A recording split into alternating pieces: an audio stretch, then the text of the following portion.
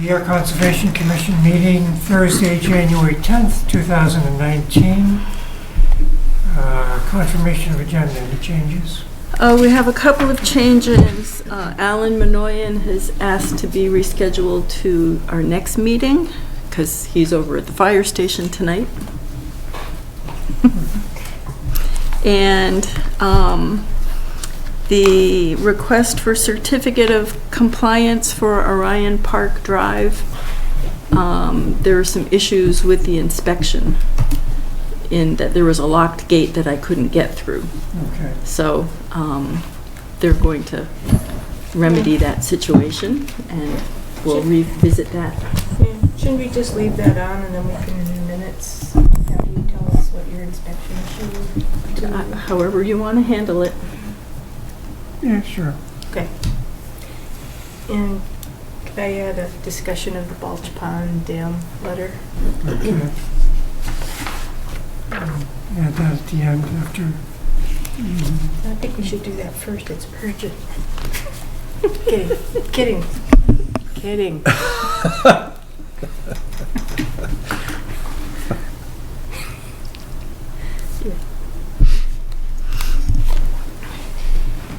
Okay. Anything else? The only other thing is the annual report Okay. that is in your stack somewhere, All right. all of them. Okay. We'll add that after Bulge Pond.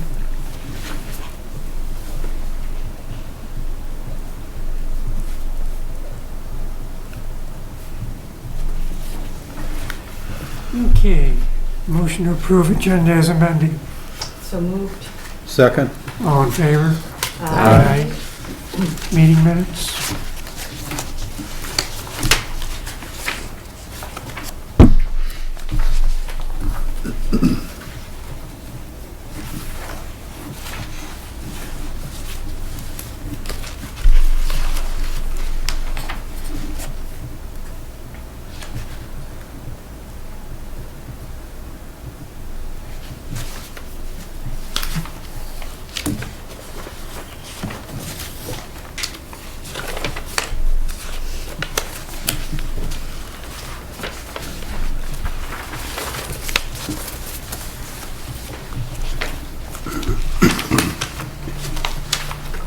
Any comments on the minutes? Nope. Motion to approve of minutes is written. So moved. Second. All in favor? Aye. Any announcements? One announcement is in your packet under your agendas for a meeting called Growing Locally that is going to be held Wednesday, February 13th at Acton Town Hall, concerning open space farms and housing. Is there room for all? And I think I have heard there are several people around town who are going to attend this. Including you? Including me, including Jess, including Janet. Yes. All right. We have more room in the car.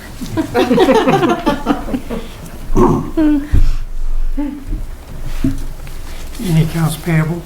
No accounts payable, but the other thing, next thing down in your packet is the budget report from the accounting office.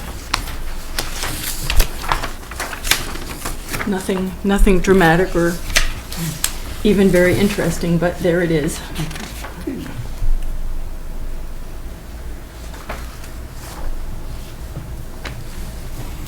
I still look at budgets and my eyes roll in the back of my head.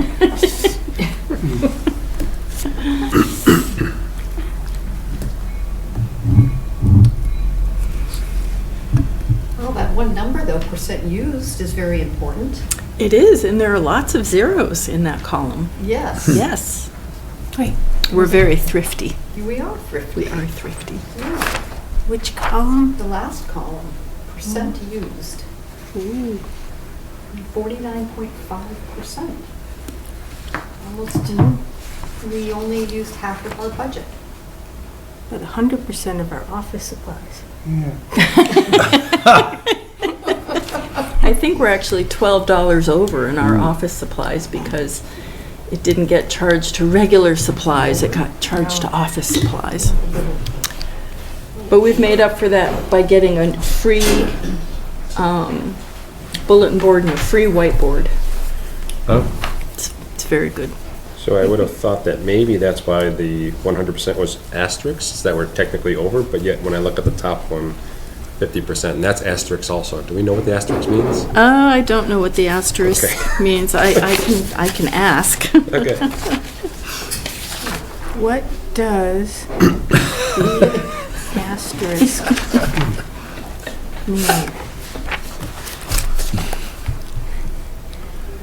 I obviously don't know. Put an asterisk next to that. My eyes are still in the back of my head. Yeah, put an asterisk after that.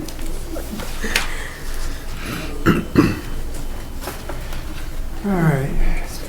Maybe it's anything over 50. If there's no objection, I'd like to take the violation notice before Yeah. the discussion. Right. Yeah. Okay. Come on down. That's me. Violation notice, Shaker Road, lot 6 and 7. Hi. Hi, So, yeah, first apologize for the situation we have going on over your there. name is? Justin Smith, Home Scout. Yeah, I have copies of that too if you need So- individual ones. You should all have a plan, and there's a plan up on the big screen as well. Okay. So we were out there over the weekend. and Yeah. saw it, Yep. and you went a little further than you should.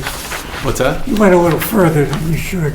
Yeah, so on the tree line side, I was between engineers previously, and we had it flagged where it shows flags on the, where the tree line is in the property line, the Air Harvard line. And then when I switched over to Ross and we did these final plans, they did a different, survey, and we pushed it more out into basically behind where the dwelling is on lot 7. So at that point, that topsoil had been cleared on lot 6 only. Really, nothing's been touched beyond that property line of 6 and 7.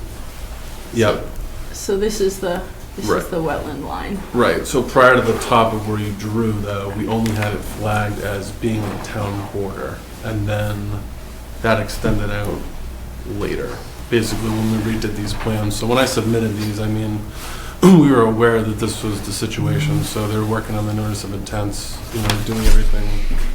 I'm aware of, it wasn't like we were, we weren't aware when it was being cleared, the topsoil, but yes, when we got the new survey back, it's clear that there's, I guess, vegetation right there, and it's nothing super clear to me, but it is clear now where it sticks to, and I guess what I would be going for would be a 25-foot, no disturb or a notice of intent related to that. The good news is what we did clear is outside of what I would be requesting on a normal business day, I guess, so. But nonetheless, what's been done has been done, and I Yeah. understand, and, yeah, but we are working on the notice of intent to do the proper for 6 and 7, and how they have the dwelling drawn on 7, I realize does not work either. They just had plugged that house box in because it matches the rest, so that would need to be, I realize, 25 foot off of that line and all that, and the grading and everything else, so. But, I guess, let me know between here and there, any other thoughts. Okay. So, but it was, like I said, it was truly a mix-up between, when I had bought it, it had been previously flagged, and then when we had gone back and changed services, it showed other in the field. So I don't know what your opinion is of the field. I'm curious, I guess, what is constituting the wetlands in there, but that's what Ross discovered, so. Well, we didn't look that closely, so Yeah, we're not prepared to say. okay. So right now, we're just worried, we want to be sure that the site is stable through the winter. Yeah, so, I mean, do you want me to, put a silt fence in now or something, just to be sure, in preparation for what eventually would come after notice of intent, or just file those quickly? Yeah, if you put down straw wattles or something on Okay. on the edge. Okay. And you want me to put them on the edge of what's been cleared, or put them on like the edge of what would be requested down the line, I guess. Like, do you want me to come 25 feet off of the purple line, or do you want me to just put them right where the topsoil is between lot 6 and 7 right now? Basically that. Well, it really doesn't matter, but, we haven't agreed where the purple line is yet, so. Yeah, no, I Why don't you understand. put it where the topsoil is, and then you'll figure you have to move it. That sounds good. And should I just come out to 100 feet, or put it right down the whole line? Because once I get halfway down the line to the road, I guess I'm gonna be teetering outside, but I'll just put it right down the whole line, pretty Yeah. much. Just, you want to isolate your work area. So. Okay. Okay. Yeah, and you should have the notice of intent, I would think, within a week or so. Oh, okay. So we'll just run through the normal process anyways, and Yeah. should be good to go. Anything else? No, why don't you call me when you get the wattles put in, and I'll come over and take a look at them. Okay.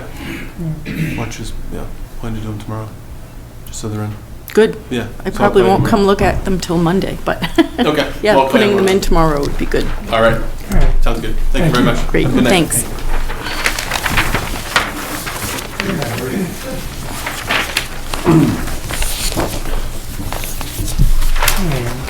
Next item, conservation analysis for open space residential development, 54, 56, and 64 Littleton Road.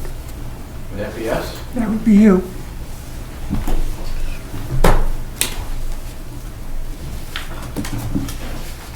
Oh, you don't have to pass. I had no money to pay you anyway. Thought I'd give some of your little numbers. All right, Thank you. who I am, for the record. Thank you. My name's Cal Bolson, I'm with GPR.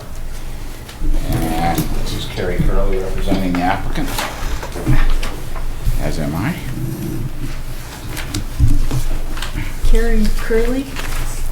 C-U-R-L-E-Y. Okay. Kerry with a K. K-E-R-R-Y. Okay. So you should all have the whole conservation analysis, but I just gave you a copy of the graphic. So you'll notice this was dated November 2nd, 2018. So we're anxious to get feedback from you to the planning board so that we can get conservation findings from the planning board and move ahead with our definitive subdivision plan. This was done by Oxbow Associates. They are probably the most qualified firm in this area to do this type of work.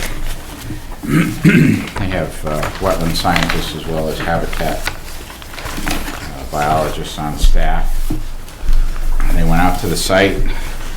At the time, back in November, we had limited guidance on what exactly would comprise a conservation analysis.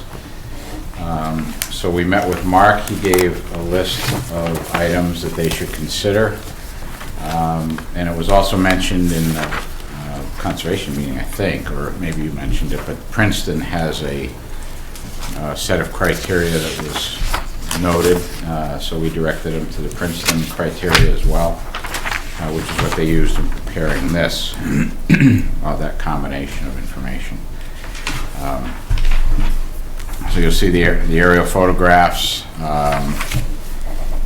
that depict the fact that there's 5 houses on the frontage of this property. In the back is the upland and the wetlands, as you see there. The wetlands run diagonally across the property from the southeast corner to the northwest corner of the property. It's shown above there on the screen in blue. That's actually as you've probably read, that is the designation of high quality, medium quality, and low quality conservation priority areas, I guess it's called. Yep. The blue is the wetlands and buffer zone. The yellow is the medium quality, which is mid-successional forest of no particular note other than that it's forest. There's no specimen trees in there, no wetlands in there. It's habitat as you would normally find around here with pine oak, maple, birch, black cherry. Typical of this area. It's all upland, as I said. And then the green area in the front is that's been disturbed already. You'll notice that there's one, up above, there's one block of land right in the middle coming off the frontage that is not colored. That's not part of our subdivision. That's privately owned. And to the right of that block, there are two houses shown, and those two houses are on existing lots that will be reconfigured along with a third lot coming off that frontage, and those three are not part of the OSRD. So the OSRD comprises the rest of the property that you'll see. It was examined by Oxbow, which is fine, but it's those are A&R, what they call A&R lots. So those are lots that have sufficient frontage on the main road to be buildable without being part of a subdivision. How deep are those lots? 127, 9 feet. Yeah, they're not terribly deep. 130, George. Yeah, she's got 130. All right. Yeah, 129, 130, something like that. They come across about,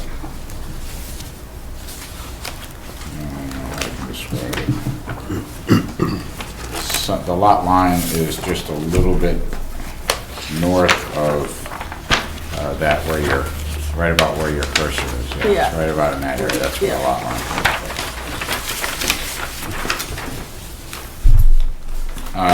The property is identified as having no rare wildlife species, habitats, or certified vernal pools on the site, nor is it in an area of critical environmental concern. It's not a wellhead protection area, and there's no unique geological or cultural features on the site. So as I said, it's just uplands and wetlands. At the time that we filed our preliminary subdivision plan, the criteria was that we needed to have 50% of open space of the site, which is what our subdivision plan does show. Since then, that bylaw has been amended to make it a more proportional, the wetlands be a proportion of the open space similar to what it is in terms of the total property. So if it's 25% of the total property, it can only count 25% of the open space with wetlands. Designated as wetlands, yes. That would apply in any future work that we do. In this case, the zoning was preserved by the filing of the planning board of the preliminary subdivision plan prior to the town meeting, and that's been confirmed by town council, so that we're not subject to that requirement. We're just subject to the requirement that existed at the time we created this plan, which is 50% of the open space has to be dedicated, or 50% of the property has to be dedicated open space.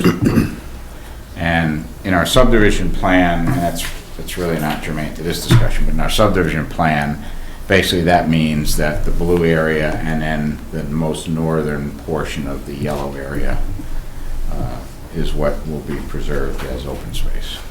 And that would account for our 50%. And in this case, that seems to make sense. The areas closest to the road are the least valuable.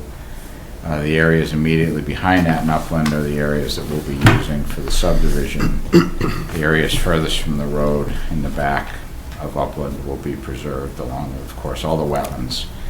And there's a significant area of upland in the buffer zone, 100-foot strip all along there that's also upland in the blue that's being preserved.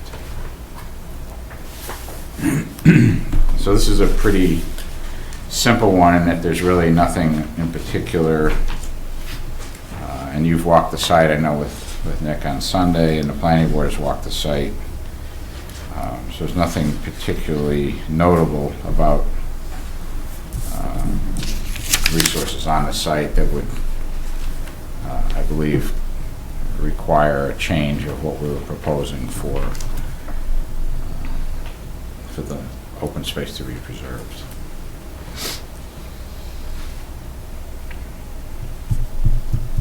comments? Yes.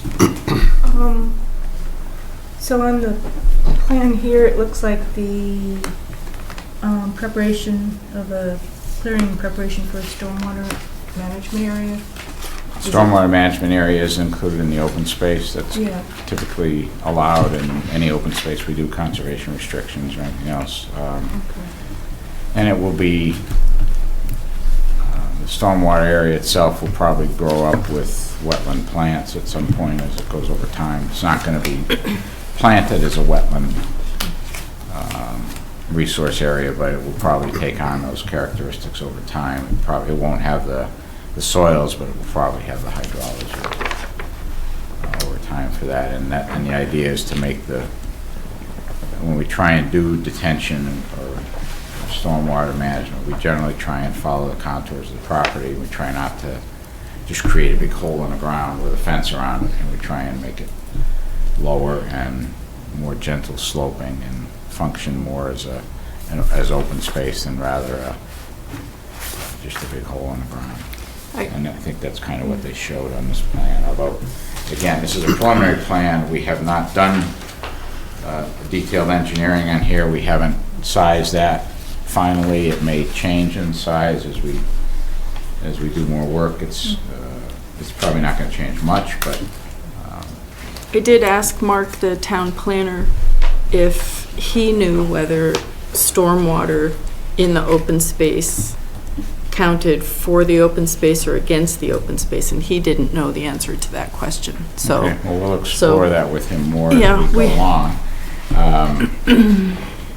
As I said, this is still at a pretty preliminary stage. We haven't done any real engineering. My own inclination is I'd rather see the open space as undisturbed open space and not with a stormwater structure in it.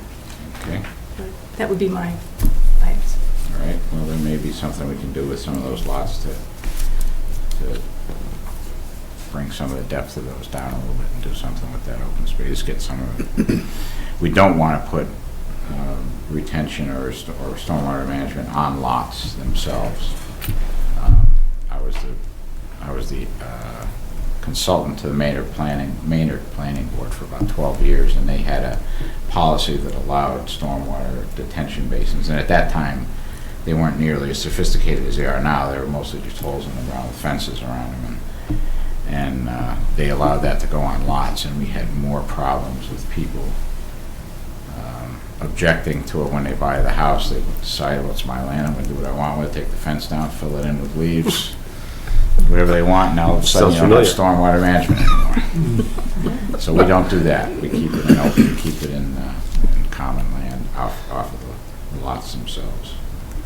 So this piece in this middle there, so you said that's not part of it. That's privately owned. Okay. Mike Del Blasio owns that. So based on the drawings that we have here, I believe that is included in the calculation at least? No, it should not be. So the only A&R lots that were pulled out of this was A, B, and C, which are the ones along the road there, right?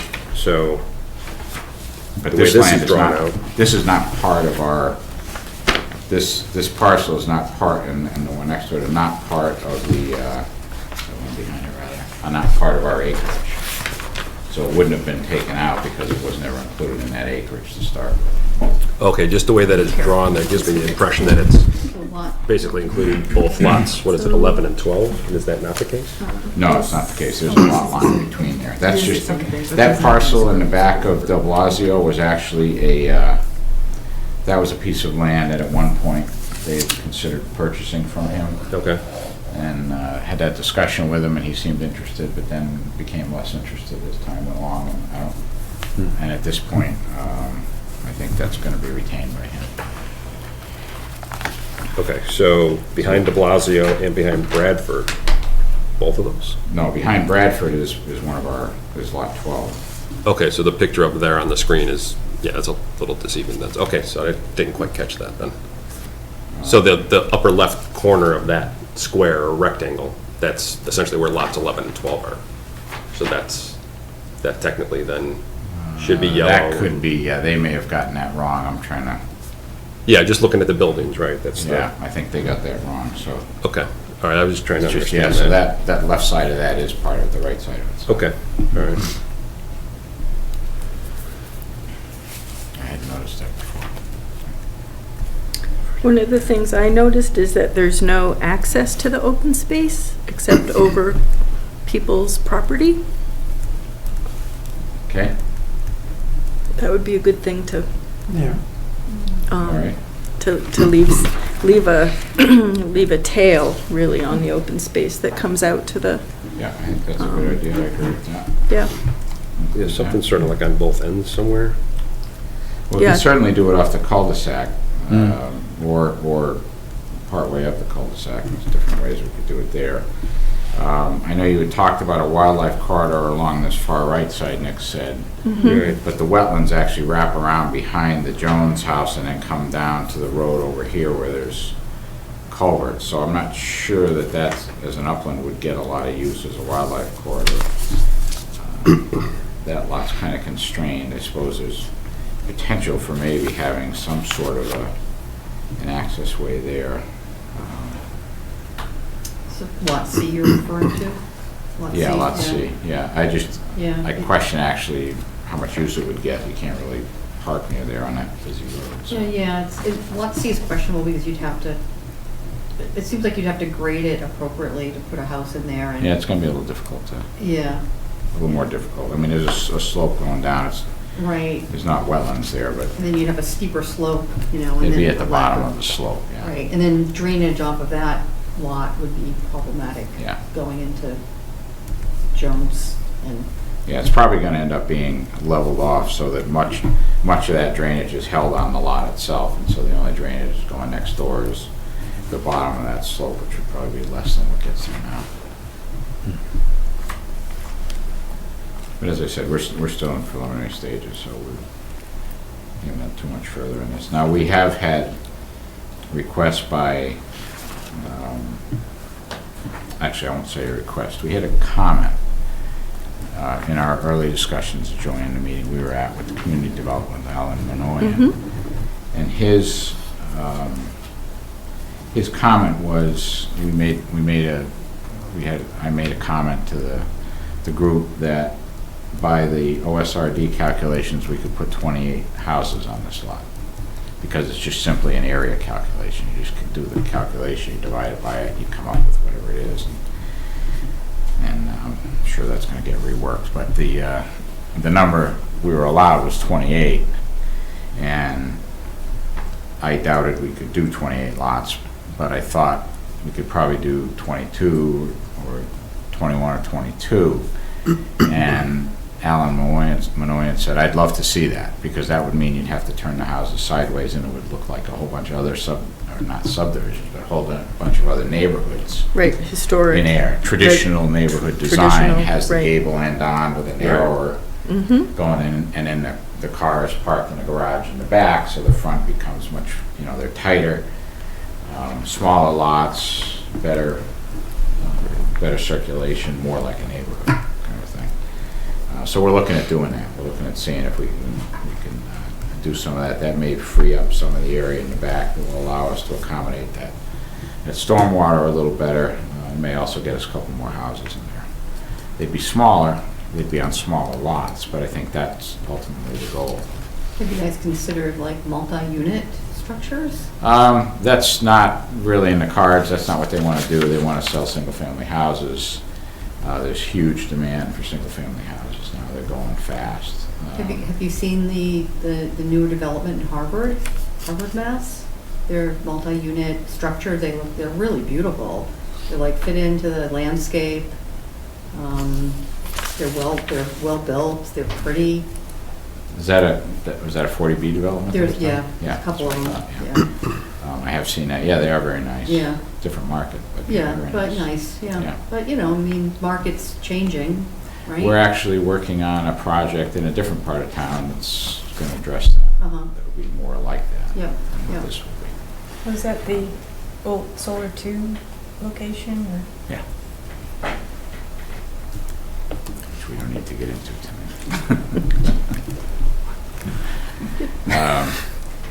So, yeah, so we'll look at maybe getting some of this drainage out of, or at least partially out of the open space as much as we can. And we'll probably, as I said, be reconfiguring these lots to be a little smaller and a few more of them. I think at this point, the two houses in the front are still planned to be retained the way they are. But I don't know that if the developer's made a final decision on what he wants to do with that right now. This isn't a conservation issue, but I would love to see the back lots disappear and accommodate those units with smaller lots around the cul-de-sac, maybe. It's really tough to look into somebody's backyard from your front yard. Well, actually, what will probably end up happening is those will get pulled forward a little bit, and if we go with the other concept, they'd be turned differently. Mm-hmm. I think the nice thing about that is if you configure it like that, you don't just have a front yard and a backyard. You've got kind of a side entrance to the garage, and the garage cuts across, and it just is configured very differently, and it's a different feel. I don't think that'd be as much of an issue under that. And I think, and those entranceways would probably shrink down considerably, and it might be a common driveway, so that would eliminate some of that, and it would pull those in a little tighter, and then these would be spaced a little tighter, and I think it would be a different feel. So it would probably be addressed when we Yeah, the configure. OSRD does let you minimize the Right. lot size Yeah. so that you get your density. It's still, I mean, we're still assuming that there's a minimum setback that we want to maintain. You don't want to have houses right on top of each other, so there'll be still minimum setbacks. And that's also driven partly by the market, because I don't think we could build this the way a traditional neighborhood is around here, where the houses are right tight together like that. I don't think the market would accommodate that, but I think the market would accommodate a farm, I call it like a farmhouse type house with the gable end on, with the longer dimension going in. I think that would be very desirable, and it's going to be slightly smaller house than you see on the other side of Ayer Road there, where they have the big colonials with the big 2 or 3 car garages in the front. It's going to be slightly smaller than that, but not a lot smaller. So I think it'll still appeal to this market, and we'll probably get into a price point a little below what some of those other price points are too, and may allow other people to get into town that couldn't do it otherwise. Anything else? I have one comment. So I think, going back to the Wetland Protection Act, and when we did the walkthrough, we did notice an awful lot of wildlife in there. Even though the area is quite disturbed, a lot of invasive, plant species. Yeah. I mean, there's some really nice trees, a lot of birds, deer, saw deer, Sure. lots Yeah. of, Live remnants and of dead. animal. Live and dead, right? So it'd be, I think it would be sort of,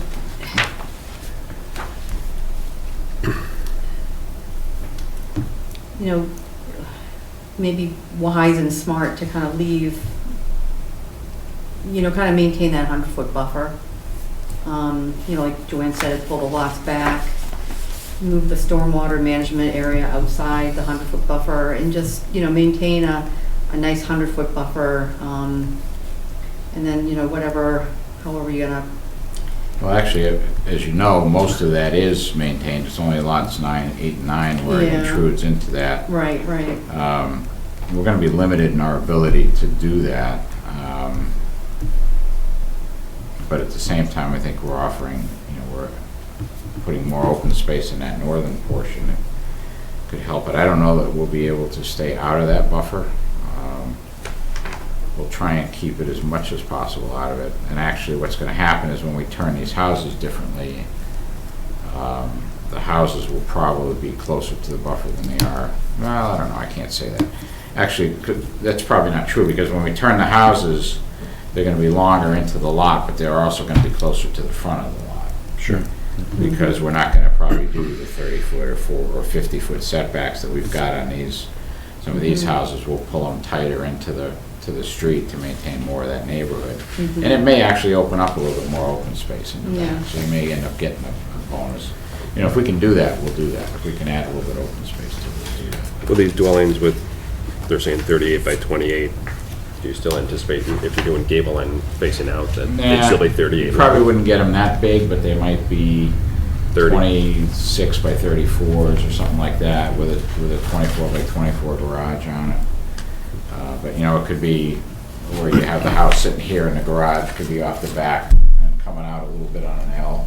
So you can come straight in, or the garage may be sitting like kind of kitty corner where you come Right. around that side and go in this way, sideways in the back, Yep. keeping the cars in the back of the house. I mean, that's part of the traditional neighborhood design, is that you try and keep the houses, the cars as much as you can to the back of the house, so you're not, your whole Right, landscape. it's not about your garage. Your whole streetscape is Yeah. not dominated by Right, garage doors and right, cars parked. Cars, yeah. Right. Yeah, So yeah. you get a much nicer looking Right. neighborhood. It's a Right. much more coherent neighborhood. Right. You know, and then the other thing, would try and design with front porches on these houses and farmers' porches, so people would want to be out there, the cars are out in back, they've got a nice landscape they're looking at with a sidewalk, and sit on a porch and talk to your neighbors. You know, if you talk to Alan Manoy, he'll tell you about that for hours. Yeah. Well, he's right, though. He is right. It's, yeah. He is right. We're trying very hard on the other projects that we're working on to work with him and incorporate his designs. I think it's going to be special. So the other thing it's important to remember about the open space and the articles that I sent you Mhm. talk a lot about how a high-quality piece of open space absolutely adds value to the Sure. houses that abut it. Right. So, as Bonnie said, leaving as much of that 100-foot buffer as full width is really going to make a difference in how people access and use and enjoy that buffer, as well as still making it available to the wildlife that currently lives there.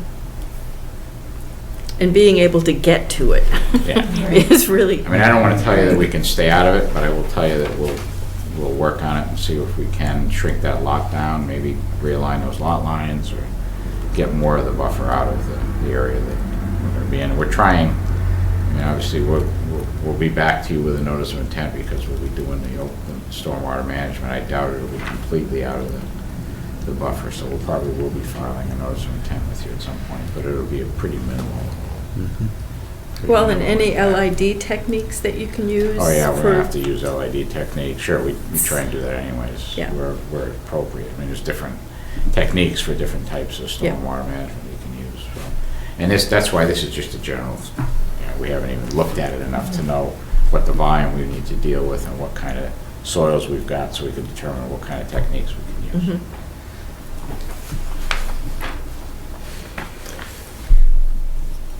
Anything else?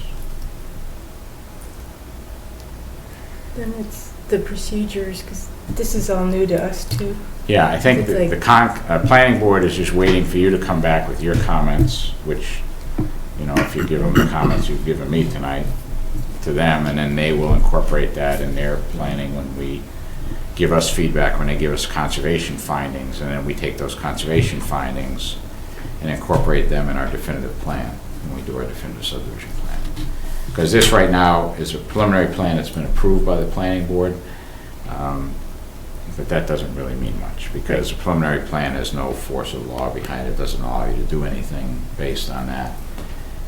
All it is basically preliminary discussion with the board, so that we get their feedback and they get to see what we want to do before we get committed to doing definitive plans, which are, you know, if it's a $50,000 budget for engineering, I'm not saying it is, but just an arbitrary number, if it's 50 grand, we might spend 6 or 7 on a preliminary plan, and all the rest of it's on definitive. So we don't want to do that until we've gotten feedback from the planning board, which is what the preliminary process does. But it doesn't obligate them to approve our definitive, and it doesn't obligate us to give them the same plan that we did when we filed it, but it's just kind of a smart thing to do if we can do it. So nuts and bolts. So how do we Yeah, express our opinion? so I've got the detailed notes. Okay, that's a good start. I And can we, send and we've Joanne got, we have some graphics and, Graphics. and I will ask the planner what exactly he would like to get from us. Yeah, we need to have a planner come in and talk to us. It's probably a good idea. I mean, the other thing you've got, quite frankly, is you've got this conservation analysis, which you can comment on that. I think that's what they're looking for, is to say, you know, we don't disagree with the basic premise of the analysis, and here's our comments, what we'd like to see. And it's up to the planning board to incorporate that into their process, as I understand it. I think it's up to us to identify the high priority conservation areas, Mhm. other valuable aspects of the property, and let the Yep. planning Agree. board decide What they want to do with it. what they want to do with it. Well, that's hopefully this document provides you some guidance. So how about I do a quickie on my notes, get it to Joanne tomorrow or Monday, Yep, and I'll see And then- Mark Monday. and then you come up with something. I'll go like this. circulate it. Yeah, something circulate, and then, because you're going to the planning board meeting on next week? 22nd, 3rd, 4th, somewhere. Yeah, Which is before our next meeting, but, Yes, the same week, yeah. but the Tuesday. So you could come up with, talk to Mark and then come up with something and then circulate it, and George has the final say-so. okay. Does that sound right? Is that good? Sounds okay, Sounds Yeah. good. okay with me. Yeah. Just, we're new procedures, so Yeah. it's like, okay. Yeah, and then just one more thing, because, you know, for your notes, you know, you mentioned, you know, the high quality, you know, aspects of the parcel, you know, unfortunately, where the houses are currently, you know, there's numerous tree species that are, you know, pretty nice, right? They're oak, red oak, white oak, you know. I'm just kind of curious if that could be taken into consideration, sort of where those are, and maybe plan, if any, can some of them be saved, you know, in backyards or in side yards or front Are you yards? talking about in the yellow area or the green area? The green area. Green area. Yeah, the medium habitat, or It medium. certainly behooves, I mean, we always try, where possible, to save trees, because I hate going into a subdivision where every tree's been nuked and there's nothing left. I like to see lines of trees Sure. behind them and specimen trees in backyards where at all possible. I mean, sometimes you can't do it, but other times you can. In this case, Right, right. where we're coming with a tighter neighborhood, it's certainly going to be more difficult to do that, but it's possible, Can be done. especially in backyards. Yeah. Right, there, And that there- enhances the subdivision value Right, tremendously. Oh, yeah. Exactly. Right. and there can also be some compensatory tree planting if we Mhm. go through there and I don't know, were to count up those really good-sized trees that are coming down, just because the road is going to be there. Mhm. There could be a compensatory tree Mhm. planting. Mhm. But that would have to come from the planning board, right? I don't know. I would think so. Yeah, Yeah. Considering it's Because all it's not upland, in our- it's out of your Mhm. jurisdiction, I would Area. think that'd have to come from planning board. Yeah. And they do have trees in their subdivision regs, they have tree plantings. Yeah, yeah.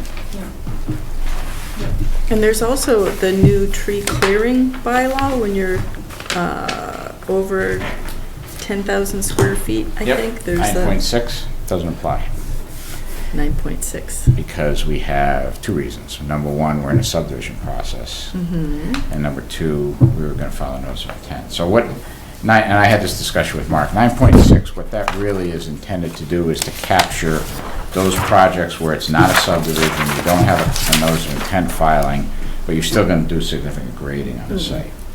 And it's to give the town the ability to capture those kinds of projects and say, wait a minute, we still want stormwater management, we still want erosion control, we still want you to control what you're doing and not cause any, crazy impacts on nearby roads or streets or people or yards or wetlands even if you're out of the 100-foot buffer zone. So it was kind of a catch-all to grab anything, and that's why it has the exemptions of it's not in the subdivision process and it's not a notice of intent.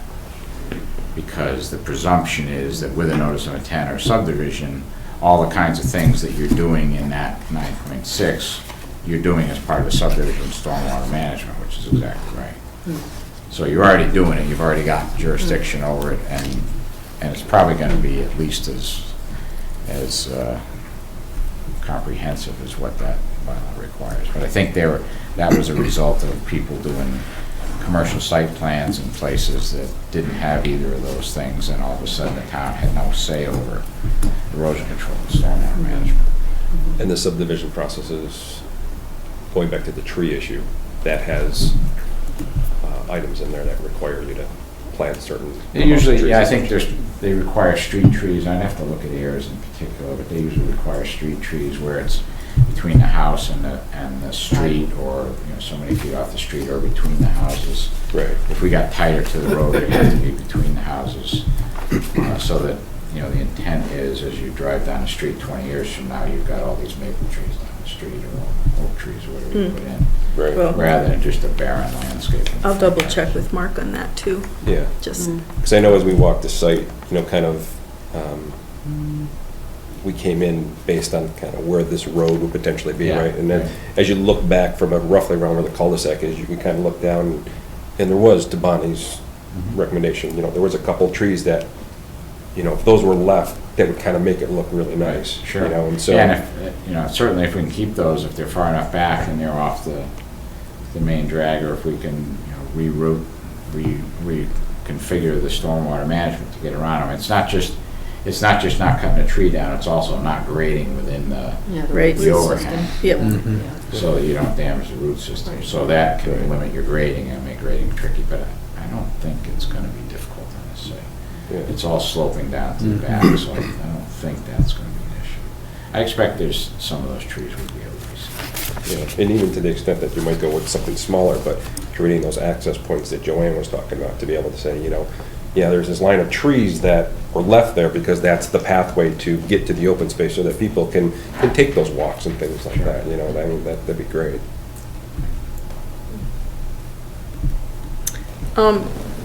Just one more housekeeping thing. Did you get my draft? I did. And do you have any comments on that? I will. That's good. That's the next thing we're going to take up tonight. So, one question you can answer for me.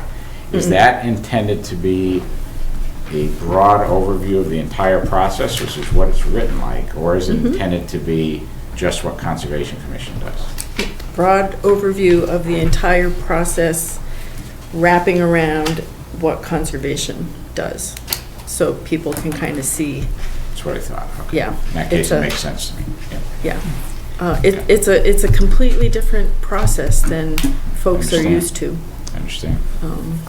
I will, one comment I'll give you is the pictures that are in there are very illustrative of it.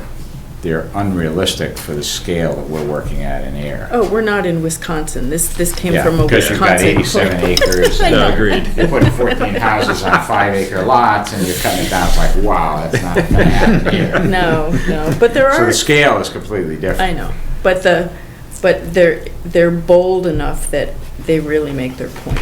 Oh, I yeah, they think. definitely make the point. Yeah. They definitely give you an idea. Yeah. I think it'd be more effective if you could find some other examples Local. local. And I don't know that Autumn Ridge would do it for you, but Well, almost. that's a conservation development that we Yeah. did Yeah. across from the hospital, where we had this big field. And the intent, the first knee-jerk reaction is from the developers, let's run a road down the field and put houses all down the field, and then we can put some on the back too. And we were fortunate that the owner, two of whom still live on the property, kind of said, no, we don't want that. We want to look at our field. We want to see the same field we used to see when we were kids growing up. Because a farmhouse, which is not on the property, but is right over there across from the hospital, is where they grew up. So they wanted to preserve the property, and so we worked with a developer, and we were able to put all the housing, 50-something units of multifamily, similar to what, I think they probably didn't harm it out in the back there, on this 10% slope, which was a trick in itself, but we were able to get it done. So that when you drive in, you've got a long road going down and by the pond and through the tree break, and then you get on the other side of the trees, and there's a hillside, and that's where all the housing is. Yeah. And then behind that, there's a huge chunk of land that got preserved too. Yeah, it looks Which nice. was Yeah, so that was a fun project. It was a difficult project. It was a fun project. Not difficult regulatory wise, but difficult designing and controlling that stormwater and making all the grades on that slope work so that the roads can come down and around, and the garages work and the entrances work, and it was fun. And then it was easier at first because the architect said, I've got 11 feet between the front door of this unit and the front door of the unit below it on the other side. And we said, great, 11 feet, that's awesome. We came back after we had designed it and said, ooh, I made a mistake, it's only 8 feet. So all of a sudden, all the roads changed, all the front doors changed, all the steps changed, everything changed to try and get it to work, and that was a trick. But it's a couple of good engineers were able to do it. And that's why some of those retaining walls are as big as they are, because we hadn't planned on that. But then all of a sudden, when you lose 5 or 6 or 8 or 10 feet of elevation, you got to start lowering everything to make it work. So those walls got big. Well, I would be very interested in, I will give you some of that. that would be great. That'll help. Yeah, I started looking at it today. So. Good, thank you. Thank you very much. Thank you. Thank you. So you anticipate having something to the planning board by their next meeting? Sounded like it. Well, they're gonna have me at their next meeting, whether I go there with documents in my hand. Actually, George and I are going primarily to explain this whole OSRD thing to the planning board from the conservation perspective. You were at Jeff Lacy's presentation. No, I wasn't, but I do know his work. Okay, he Yeah. made a presentation to the planning Yep. board. He went through Yep. all that, gave him, it was actually very interesting. I thought it was. Good. He was a good guy. Yeah, he is smart. Yeah. Yeah. And very interesting. It's very interesting. Yeah, you can have that. I can have it. Yeah. Thank you. Yeah, it is. It's completely a different way of thinking about it. And Yep. for a lot of reasons, I like it. Especially on a more dynamic, diverse piece of property than this, where you've got a whole bunch of different things you could be looking at. Yep. Really fun, putting something else together. Well, while setting aside important, Sure.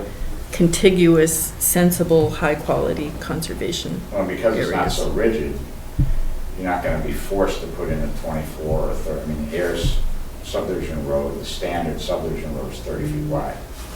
And you start requesting waivers from that, 30-foot wide pavement subdivision is ridiculous. Plus 5-foot sidewalks. So in those cases, you can kind of shrink the roads down, shrink the frontage down, and that's what I said to Mark, is you really need to think about length of cul-de-sac in those cases, so you're not limited to a 500-foot long cul-de-sac. It's really irrelevant, given the scheme that you put together with the OSRD. Limiting it to a 500-foot cul-de-sac is really kind of irrelevant, because you want to be able to put everything in that. If you're gonna keep talking, you need to sit back down, sorry, because we can't do the audio. Okay, You're missing the microphone. okay, sorry. Stay closer. Yeah, so that's my only comment is, and Mark heard that and said, yeah, we got to look at that, the length of the cul-de-sac. But Right, and I think that's a fire department issue also. it can be a fire department issue, and FPA has their regs too, although they do not specify a length. They're mostly concerned with width and passage, They need to turn. and they need to be able to turn around. Yeah. But part of the whole idea of that is, you put the houses in the best place wherever it is, and then after you put the houses there, then you figure out where you're gonna run the road to, right? That's what your thing is. Yeah, exactly. So your road, you've got to have some flexibility. If you're limited to 200-foot radius, can't go any less than 200-foot radius, you have to have 24 feet of pavement or 30 feet of pavement with a 5-foot sidewalk, and you can't have a grade of more than 6%. That can pretty much kill a lot of proposals, or you might be able to take advantage of the layout. So that's gotta get incorporated. But it's an interesting idea, and it could actually free up a lot of land. It could make land much more usable where, because it doesn't have the frontage or the access to do a traditional subdivision, but you could do it that way, you know, where it's a long, narrow piece of land. It's one of the examples Jeff Lacy used. You know, a long, narrow piece of land that you could put houses on and run driveways to instead of trying to build a road to them. Because it doesn't even require frontage, really, so it doesn't even have to be a road, a driveway. Okay. All right, very Good night. Thank you. Good night. Thank you. Sure, take care. Right.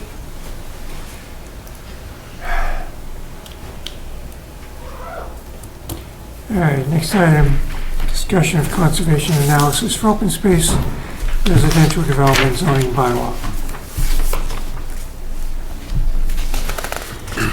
In your packets, you have the latest draft with, the one that says draft, with everybody's comments from last meeting and Mark's latest comment, 500 feet, not 200 feet. And I've circulated it to our town engineer and Mark Wetzel and Cal Goldsmith and Steve Mulaney for their comments, and haven't gotten back any comments from any of them.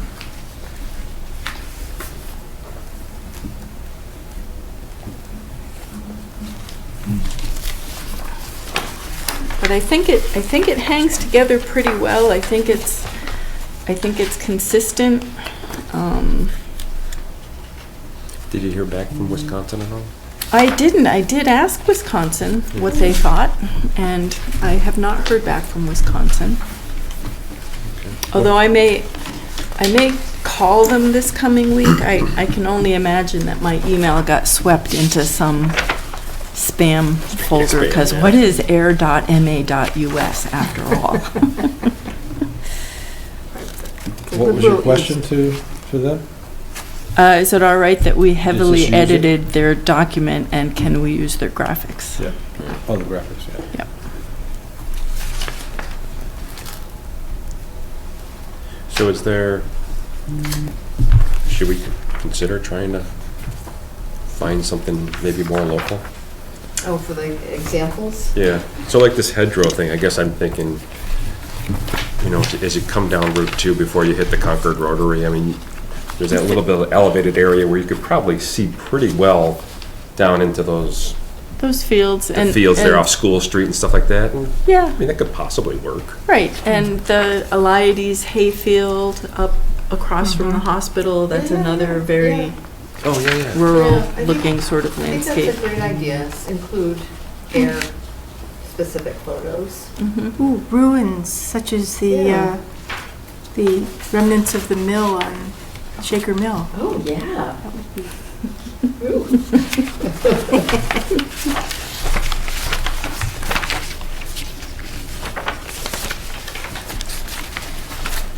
And I'm still having some challenges with the formatting of this, so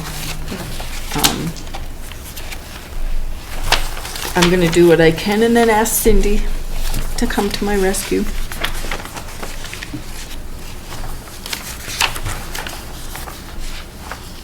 So I did reorder the 17 items so that the more physical items were at the beginning, and then it sort of goes into habitat and scenery and other plans, and ends with cultural and historic. That's great, that's good, yeah.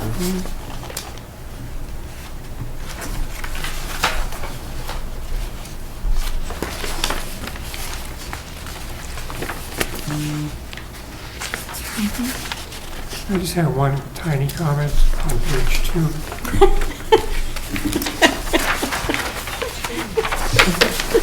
Or the draft.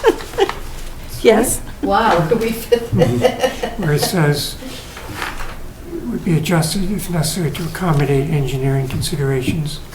Should say engineering and/or regulatory considerations. Yeah.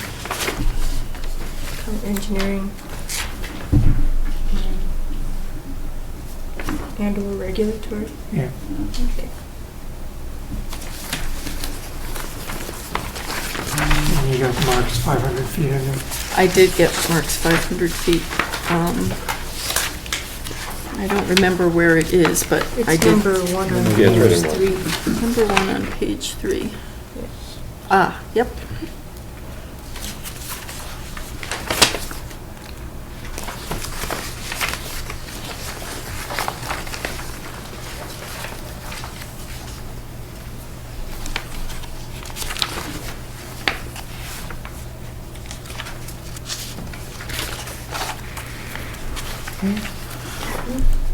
We good with this? Yeah, I mean, it can be revised as we get more experience with using it. Well, we have to go to the planning board to get it revised. It seems pretty good. I can't think of anything more. I think mostly it will help the planning board and engineers understand the big picture to see where our piece of it fits Yeah, and that our piece is really important. yeah. And all these 17 things that we're asking for really do matter, so that when we draw the line, we can be confident that we're drawing a good line.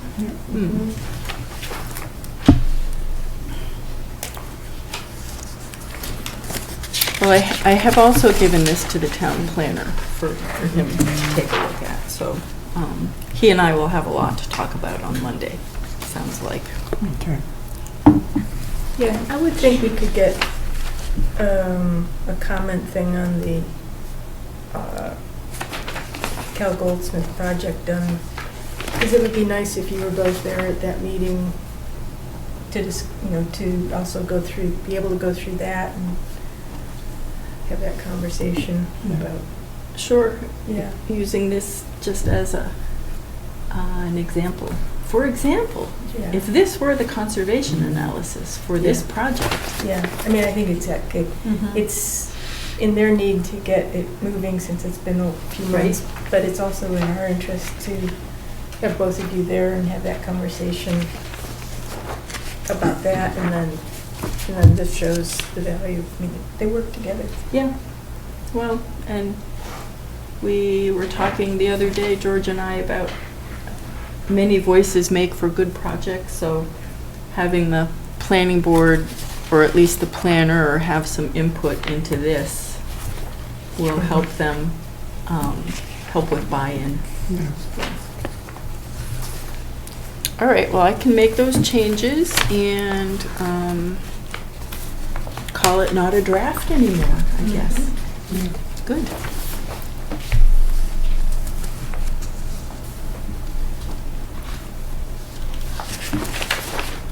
We can, just one last thing, I guess. Yep.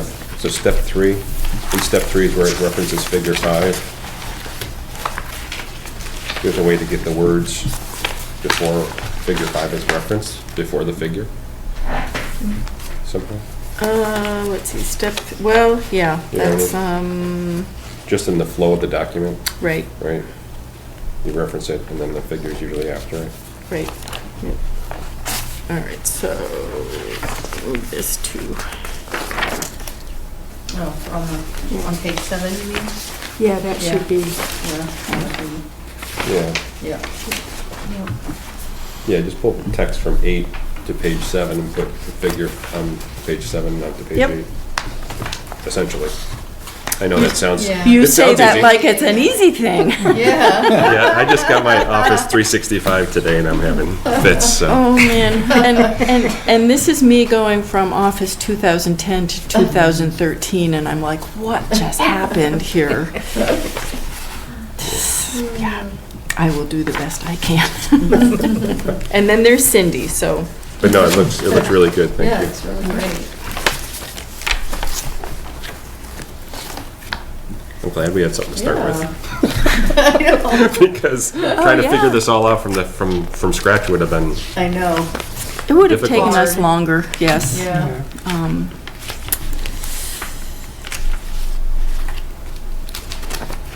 yeah, you know, it's funny when you look at this because based on what we were just talking about the Cal, yeah, we don't quite have anything like this on that property, you know? No, Right, right. I know, he's looking at the acreage of, I didn't even like see that. Yeah, if you look at, Wow, yeah, 85 right? acres, Wow. Figure 110 7, acres. average lot size, 4 Right. acres. I know, right, 20.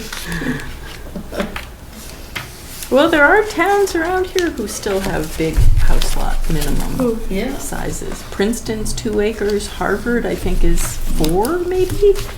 It's something crazy, yeah. Yep.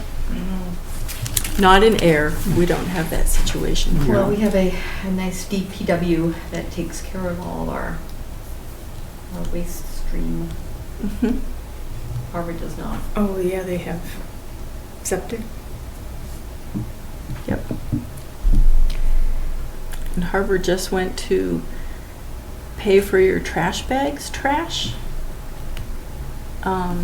which is interesting. Oh, yeah? They don't have a single hauler that, Single stream? yeah, Huh. interesting.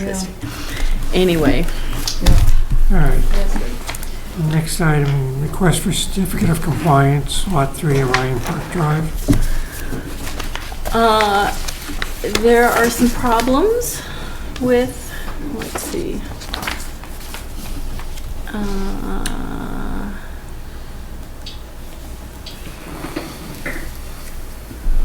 It might be, here we go. All right, so Orion Park Drive, I have,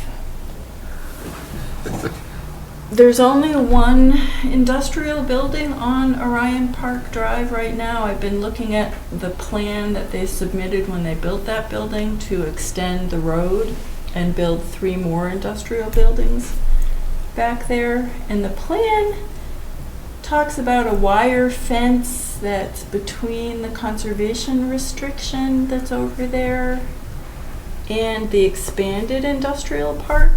But I couldn't get much farther than the first building's parking lot. And there's this gate and another wire fence and barbed wire. I couldn't get around it no matter how I tried. And then there's also this, right off the parking lot. This is a big body of water of some sort in here, open water. And all the leaves and yard waste from around the building is going right over. just dumped right there. Yeah. So they have this problem. Have they dumped it into the water or just at the edge of it? I didn't want to walk out on Okay. it to find out. Jump a little bit. Yeah, it's at least on the edge. It looks like they've been doing this for a long time. It's built up. Yeah. So I talked to the engineer, who talked to the owner, who promises sometime next week that all the cable locks on this gate will be removed so that I can actually get in there to inspect. They want the COC for work that was not done under orders, except for the installation of this fence out there on the other side of this gate. They want the COC for a fence? The fence was the only work done under the orders Under the that order. they're So looking. they want to close that out Yeah. so they can start anew. Mhm. Yep. Yep. And I tried, but that's as far as I could get. You had a horse, you go right over it. I could. Yeah. If I were a little taller, I probably could have gone right over it too. You don't carry bolt cutters in your car? Funny you should say that, because I do own bolt cutters, and they were not in my Yeah. car. I'm just curious, there's a conservation restriction? There is a conservation restriction. Orion Park, Yeah. before your time. Oh, wait. Where's Orion Park? Where's this? Westford Road. If you're going to Shaw's. Yeah, Oh, yeah. You drive by it on the way to Shaw's. Oh, Yeah. Next to on the where, left there. yeah, next to where Cataldo is working on, Hey, yeah, it's On the the very other next, side. the very next building. yeah. Okay, yeah, Yep. that looks like there's stuff back there. I never drove down there. Okay. Yep, so that's that. Hmm. It's on hold.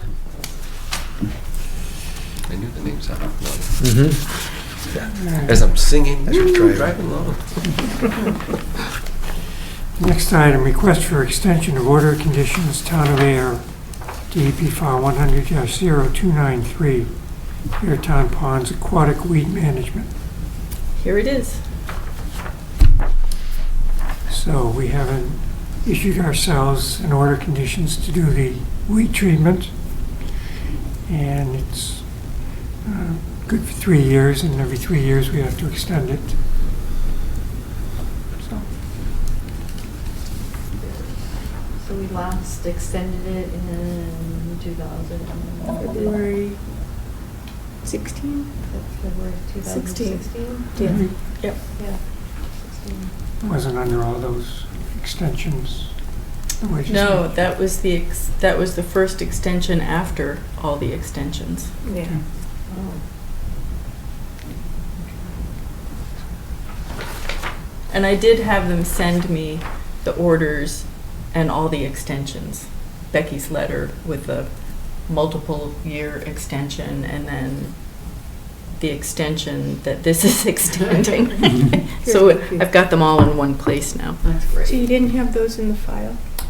I wouldn't even know where to look for them in the file because there's not a street address, Yeah. which is how our files are organized currently. So I remember there was a folder. There was a folder, and I had And- made some copies of that, of stuff in the folder before it disappeared last. Well, Under a previous.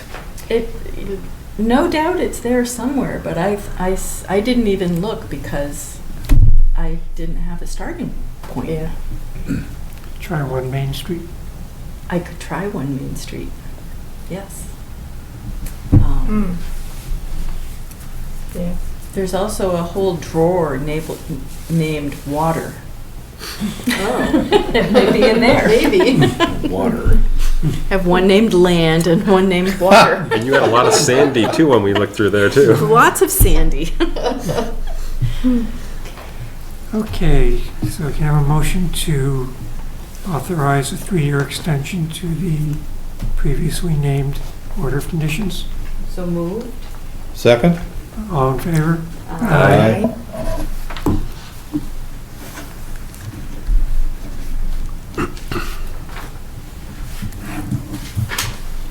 Just whipping along here. I know. 9 o'clock, George. Maybe you were, oh, Fissure pen. oh, yes. Thank you.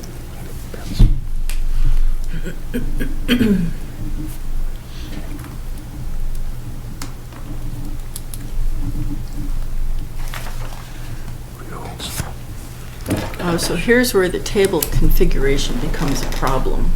Yeah. Yeah. Can't really. No. It's gonna get lost in the middle. Stretch my legs. Here, I'll meet you runner. halfway.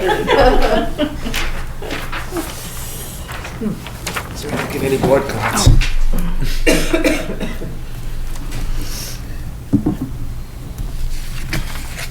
Thank you. All right.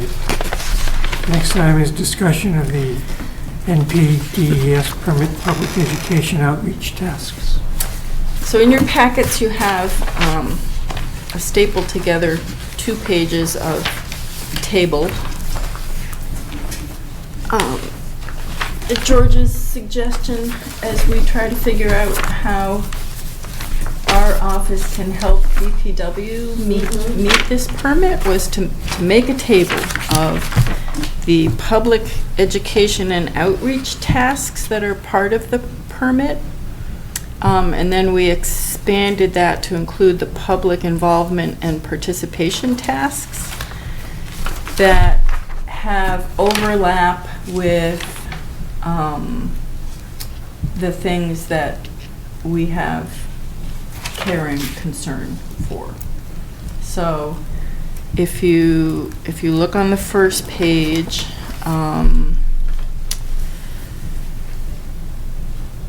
the permit identifies target audiences as being residents, businesses and institutions, developers, and industrial facilities. And each of those target audiences over the 5-year course of the permit gets 2 different messages regarding stormwater. One in a pamphlet or brochure, and one electronically somehow. The permit requires there to be a measurable goal for each of the best management practices that are being communicated. And it's a 5-year permit, so each audience gets targeted twice over the course of that 5 years. A lot of the materials that would be used to do this already exist. From the state? Not really from the state, from nonprofits, from EPA themselves actually has some good resources. Most of the materials are editable, so we can put our town seal and rewrite things a little to specifically make them air appropriate. I talked with Cindy about tracking the electronic parts of this, and she says piece of cake. Google Analytics. She's got it covered.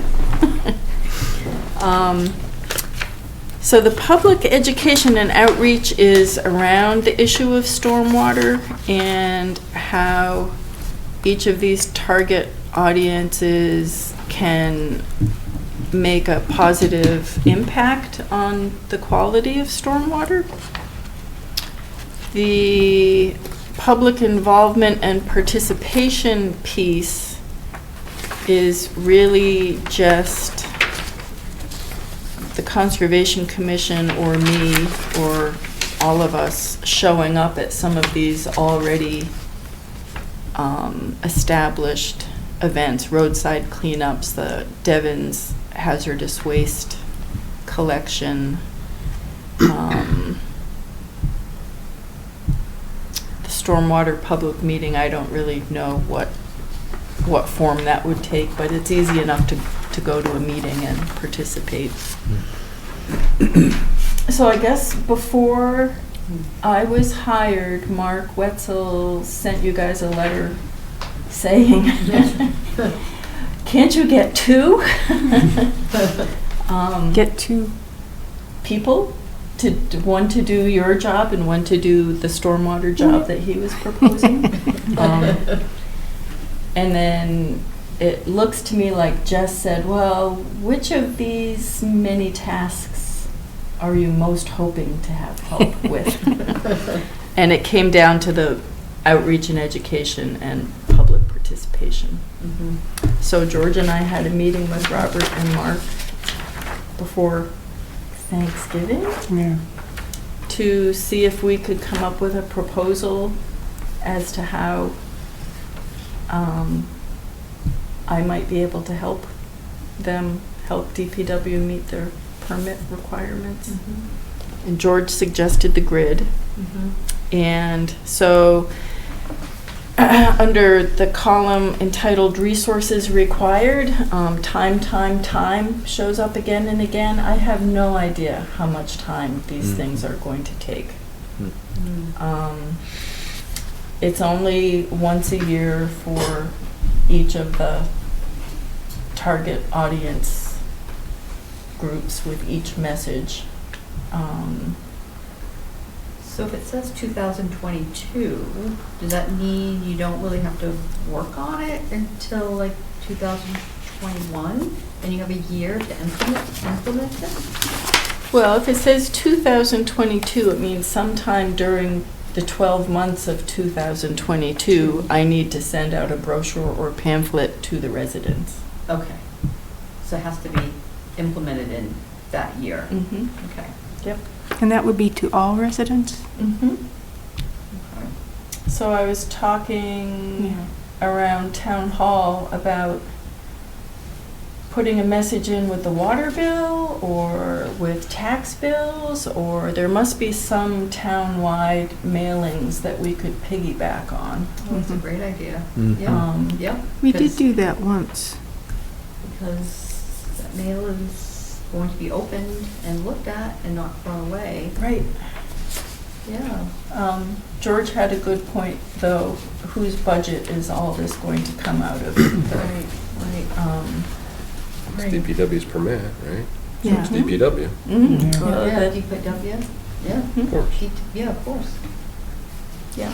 Yeah. Go back to Bonnie's question then. So on the second page, the 2019 to 2023 implementation, are they an annual thing? Every one of these Yes. are an annual? Yes. Okay. Yeah. Okay. But it's one time annually? One time annually. Okay.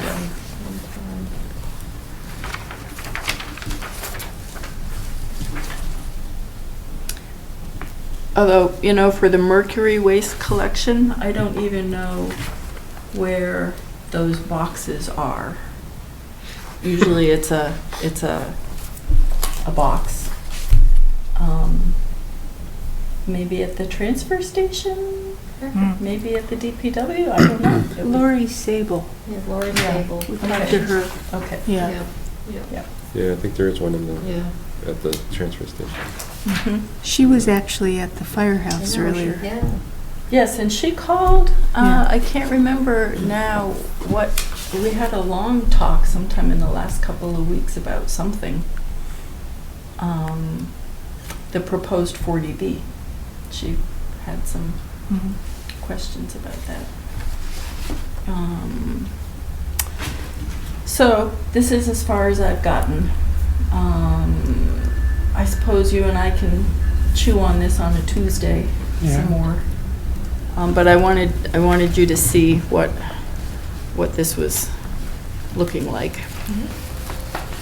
Yeah, so I think all we're donating to this is time. Yeah. Everything else should come out of somebody else's budget. Yeah.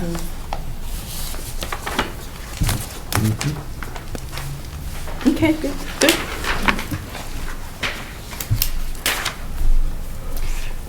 Okay, next item, discussion, Balch Pond Dam.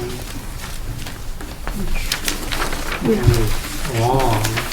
I know, see, and this, I got this out, and finished it at 5:10. So, yeah, it's long, so I can work on cutting this down, but substantially. I haven't had the editing time yet, but, yeah, so we had met, I think, Mark, this is before you came on board. We had a few meetings in the summer. This is a thing that's come up over the years many times. It keeps getting pushed down the road. And then I thought I'd put Bill's name at the beginning of having started this, so if anybody gets unhappy about anything, we can always blame Bill. Right, yeah.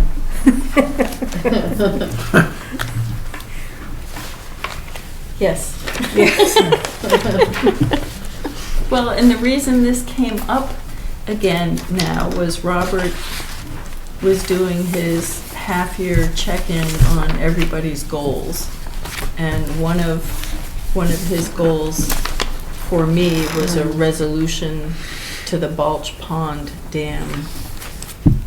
Which we really can't resolve, but this is us telling the powers that be that they need to, they really do need to do this. Mm-hmm. So you really want me to shorten it down a good bit?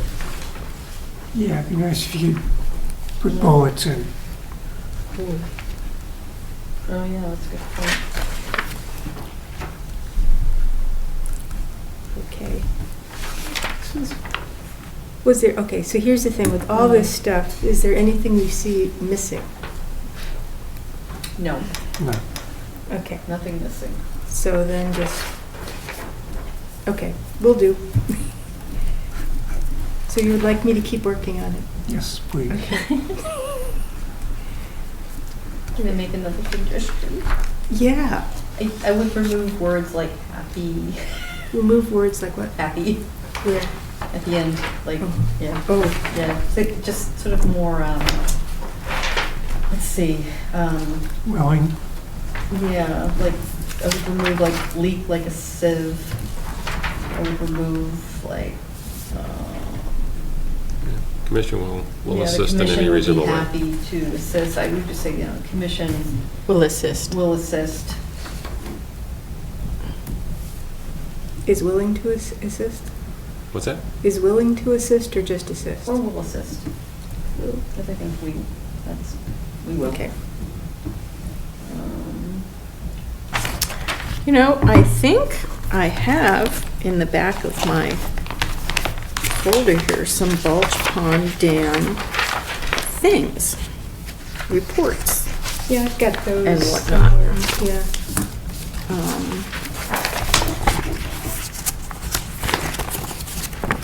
They never quite go away, you know. Yeah. Yeah, I've So got- if it I've got fails, those where does it as all Okay, go? all right, That's what I good. was If it fails, looking at. we're Mhm. in deep doo-doo. Where does it go? Oh, where does the water go? Yeah, heads down towards Flows Stephens. downstream into, Bull Pond, or into that wetland area and then into. But it Bull Pond. can affect residents in definitely Route 2A, It'll at flood least the one whole. side. Every time I drive over there and it Little- goes bump, bump, I worry a little bit. Yeah. Coming into town, Yeah. there are two Yeah, places right over that culvert yeah.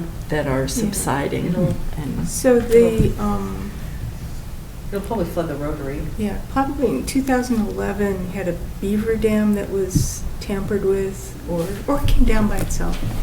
No, it was dynamited. Yeah.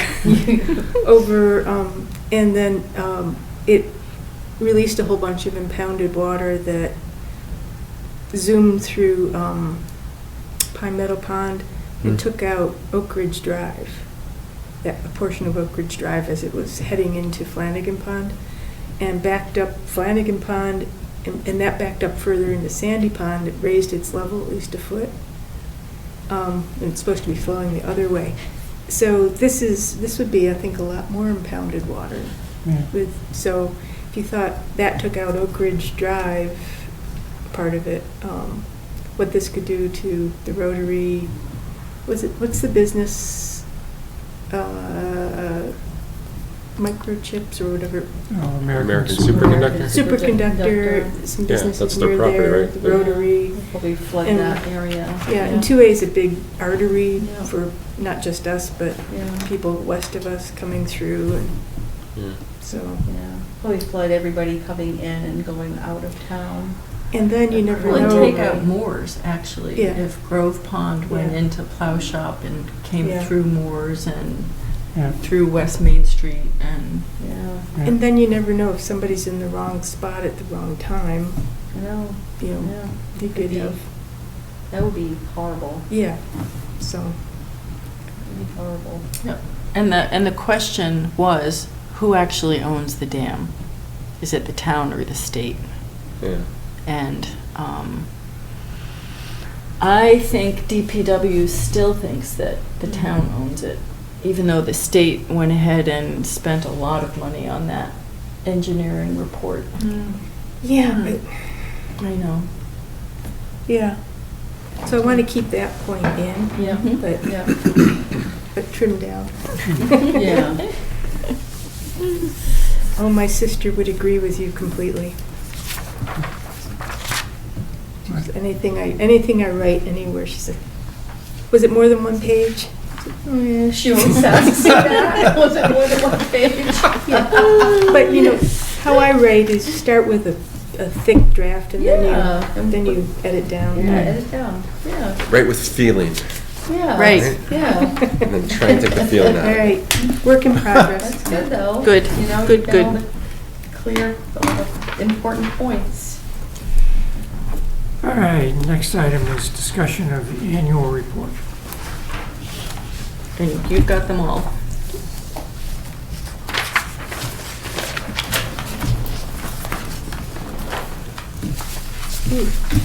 Ooh, you incorporated my figures. Are we an efficient team, George?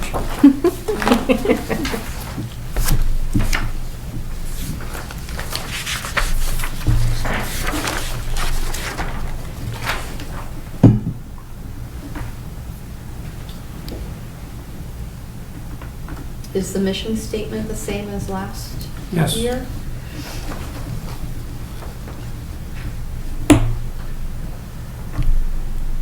Are the office hours correct? Well, no.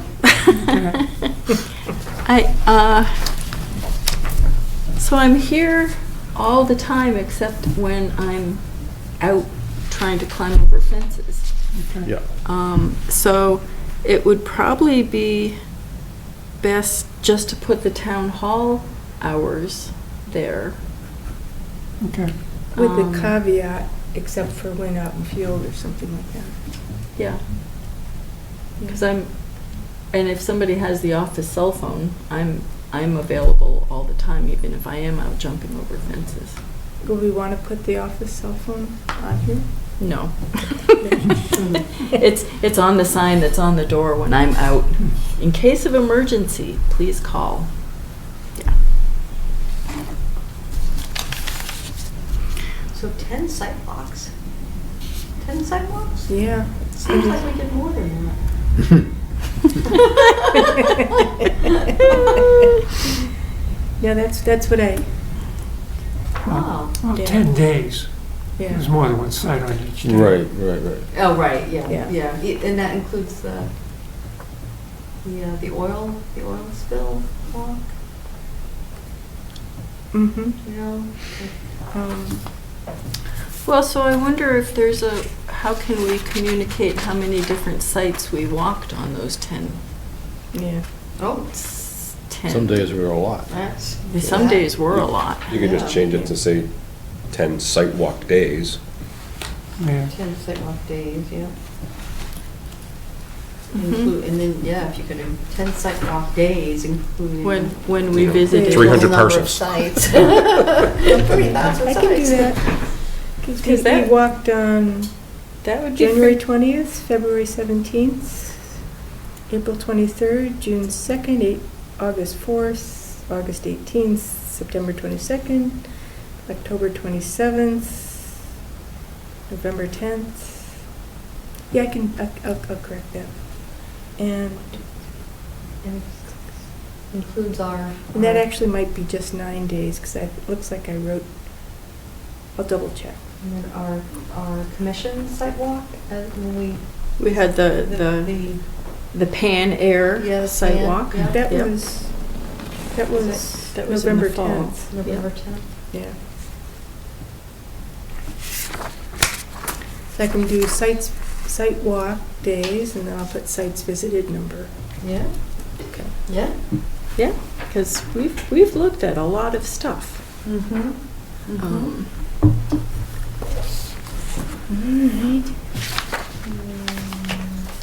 Do you also want to identify the conferences we went to on here? Oh, yeah, the conferences. Yeah, I think that's Participation in, yeah. important. Yeah. Good catch. Because I think we had that on last year, too. Conferences and classes. Did anybody take any classes? Yeah, Mark did. You did, right? The commissioner classes. Well, yeah, at the conference. Oh, Yeah. conference, Mhm. okay. Yeah.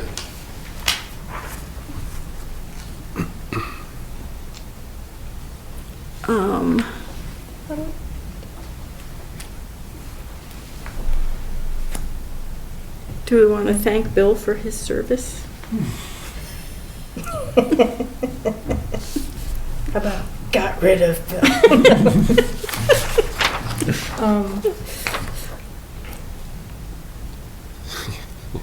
Or just mention our new chairman. Yeah, yeah. And our new vice chair. And our continuing clerk. Well, I mean, but a lot of boards, they change Every year. every year, so Yeah. Yeah. probably it's sort of best handled. The members. All right. You don't want to, with the MRPC, you don't want to suggest that was still by a grant that we got. You could. Yeah. Should I keep this to one page? How about you just do via grant, comma, engaged MRPC? That would keep it to one line. Okay. Actually, I'm thinking in the mission statement, we can take out the reference to the Greenway Committee since it Right. doesn't exist. Oh, yeah. What about the bridge? Did you mention the bridge? Was that last year, earlier in the year? The Boy Scout bridge? Oh, yeah, the Boy Oh. Scout Bridge. Oh, yes, and young Robert is available at 9 o'clock this Saturday morning. Are we doing something this Saturday morning? No, No. I was like, no, well, But I'm he's available. I'm already walking the Autumn Ridge CR with Autumn Ridge on Saturday morning, so, yes, but putting our Boy Scout bridge in here would be good. Abutting Groton Harvard Road, I Oh, think there needs to be a hyphen on Groton Harvard oh. midway through your mission statement. Manages Pine Meadow Conservation Land abutting Groton hyphen Harvard Road.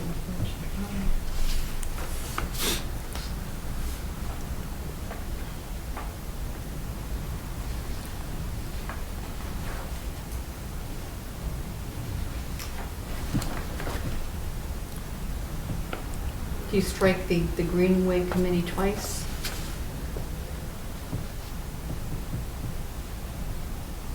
In the mission statement? Yeah, probably. So who welcomes new members? Yeah, take that out. Who's taking it out? I will. Okay.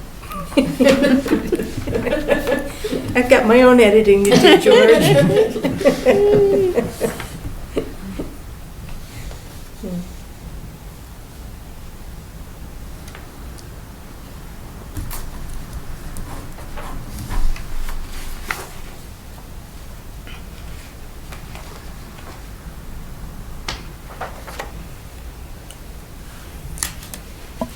Well, and I am aspiring to the last sentence of the mission statement, but we're not quite there yet. No. No.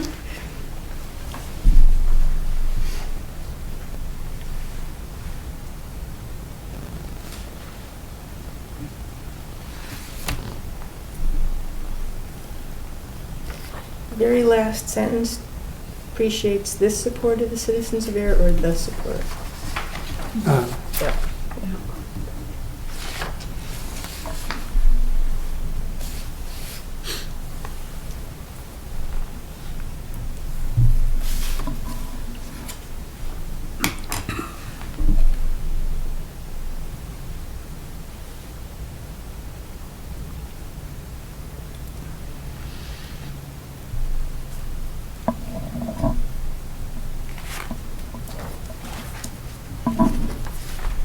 Where is the small parcel on Snake Hill Road? The dog park? Yes.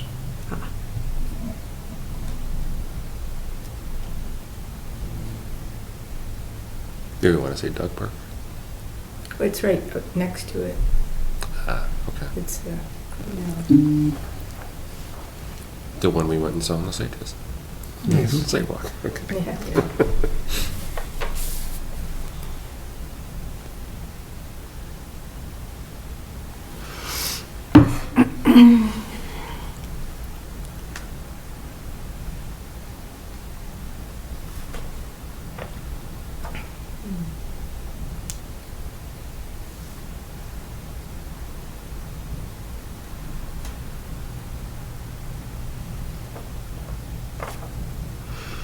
Well, we have been busy.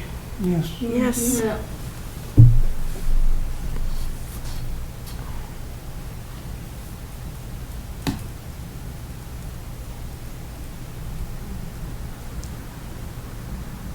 So for the permit for cleanup of fuel oil, you don't want to also put that we engaged a outside consultant? Maybe. If we're getting rid of some of the Greenway stuff, we've got lines. Why don't we get the page on, room on Yeah. the page?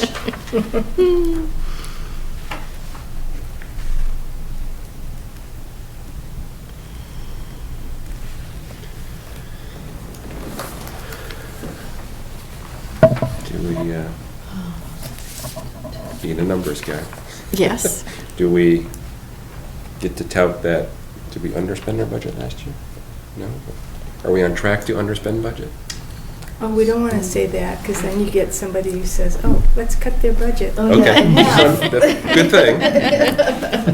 If we don't spend it, it's back in everything anyway, so. Okay, good point.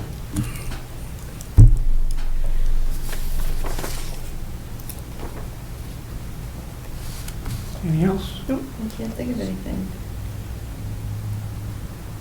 No? Okay, I'll make these edits. When's it due? I don't know. Oh, we're early. Yeah, where are we? Good.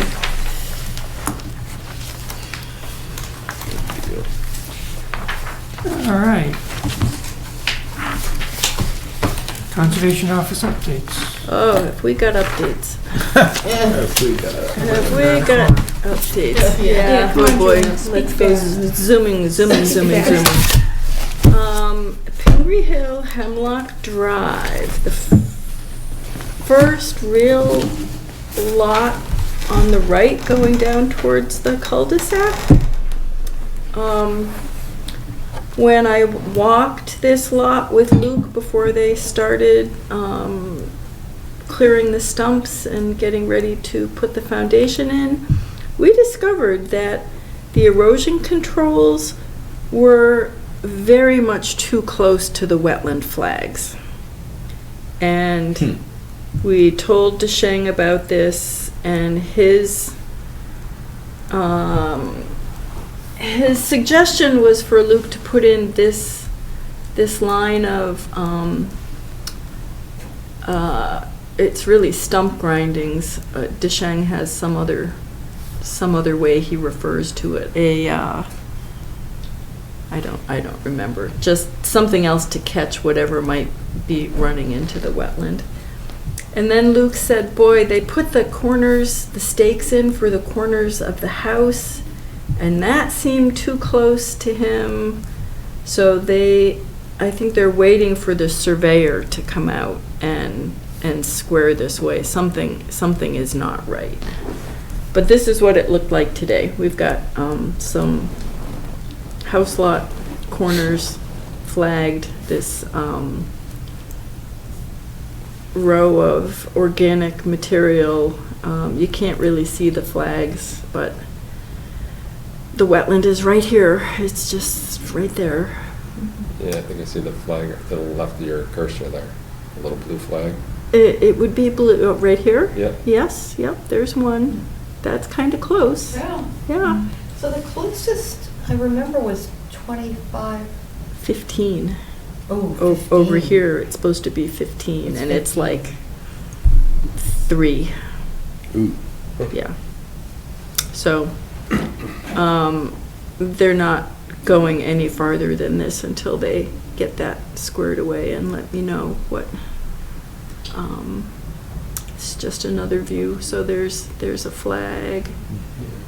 The wetland here is very narrow, so I think we were seeing the flags on this side as well as the flags on the other side, but all of it is way too close to everything. So did they clear too close to? Probably. So so if it was a 15-foot buffer, they should have not cleared that, from the flag 15 feet out. Right, but the erosion controls here were also the limit of work.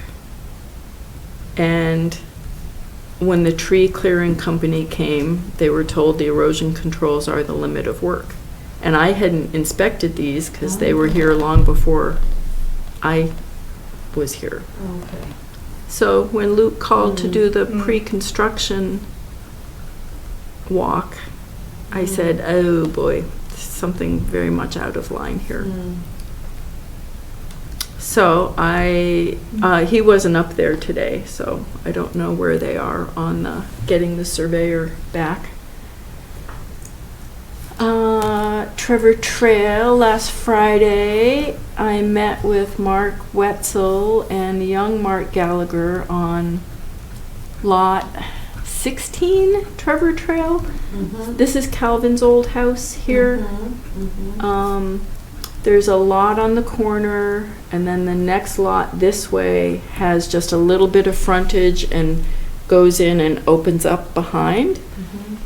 They've had to dig this gigantic trench.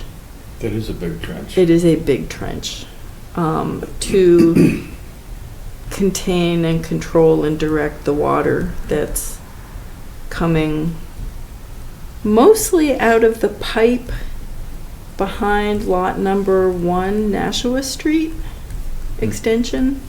Lot 1 on Nashua Street? Yep.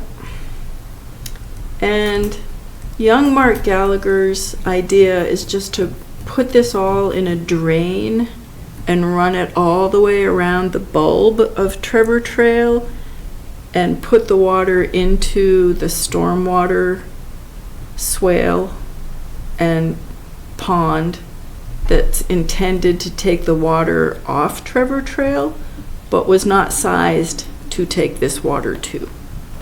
So I wanted Mark Wetzel to look at it with the idea that maybe the Gallaghers could redirect this water, to the culvert that goes under Pleasant Street, where Pleasant Street and Pleasant Street Extension come together. There's a new culvert. And Mark Wetzel seemed to think that was a much better idea. And so we're waiting for the Gallaghers to bring us a proposal.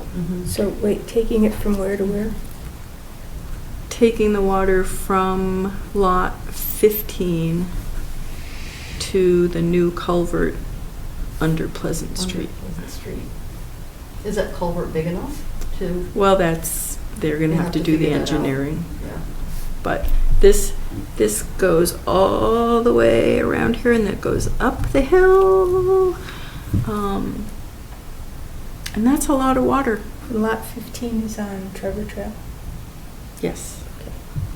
So that's instead of doing what young Mark Gallagher had wanted, which was taking it around and into something else. Right. Okay. Yep. So it was a big muddy mess up there. Bernie Park perimeter path. That looks a whole lot better. Yep, there are a couple of places where it's not completely perfect, but it looks a whole lot better than it did. And I can highly recommend this as a walk. It's very nice. They did a beautiful job. Nice. Did you ever find out if are they going to plow? They're not doing that. I can't imagine they're. I didn't ask. Oil spill.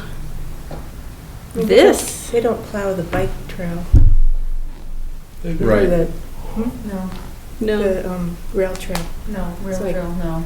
So I can't imagine they do that. No. Okay. So Snowshoe. this used to stop right here, the road, the driveway, and the Gallaghers this week made the wetland crossing at the end of Nashua Street. This was the permitted wetland crossing, right? What was the state? Yes, Control. with the state. The state has orders for this. And there was some talk of having this be a temporary crossing. And I don't really know, but there it is. And, whoops, sorry. Looking up Wow. from that, the cleanup company kind of jumped from where they were working a little further up in the wetland down to clean up everything where the wetland crossing was going to take place. And now they've gone back up. But this is what it looked like today. It just, and they're pumping, this is a little further up the yellow brick road. They're pumping from some of the wet places down gradient so that they can clean. That's what this blue And there's one of the pumps right here. But the heartening thing was a little dump truck full of replication soil Oh. zooming by. Ooh, Zooming. One, one truck? One tiny truck, it's so little. And this beautiful stack of wetland plants. Oh, Lots and lots and lots and lots of them. nice. Yes. What So- are those? I think they're probably Forsythia. dogwoods of some sort. Dog- That's like a little red tin. Yeah, yep. Winterberry? They might be, I don't know. But that was good to see. And That's great. they were really, there was a lot of truck traffic on the yellow road today, so I didn't go very far up. Next, signs.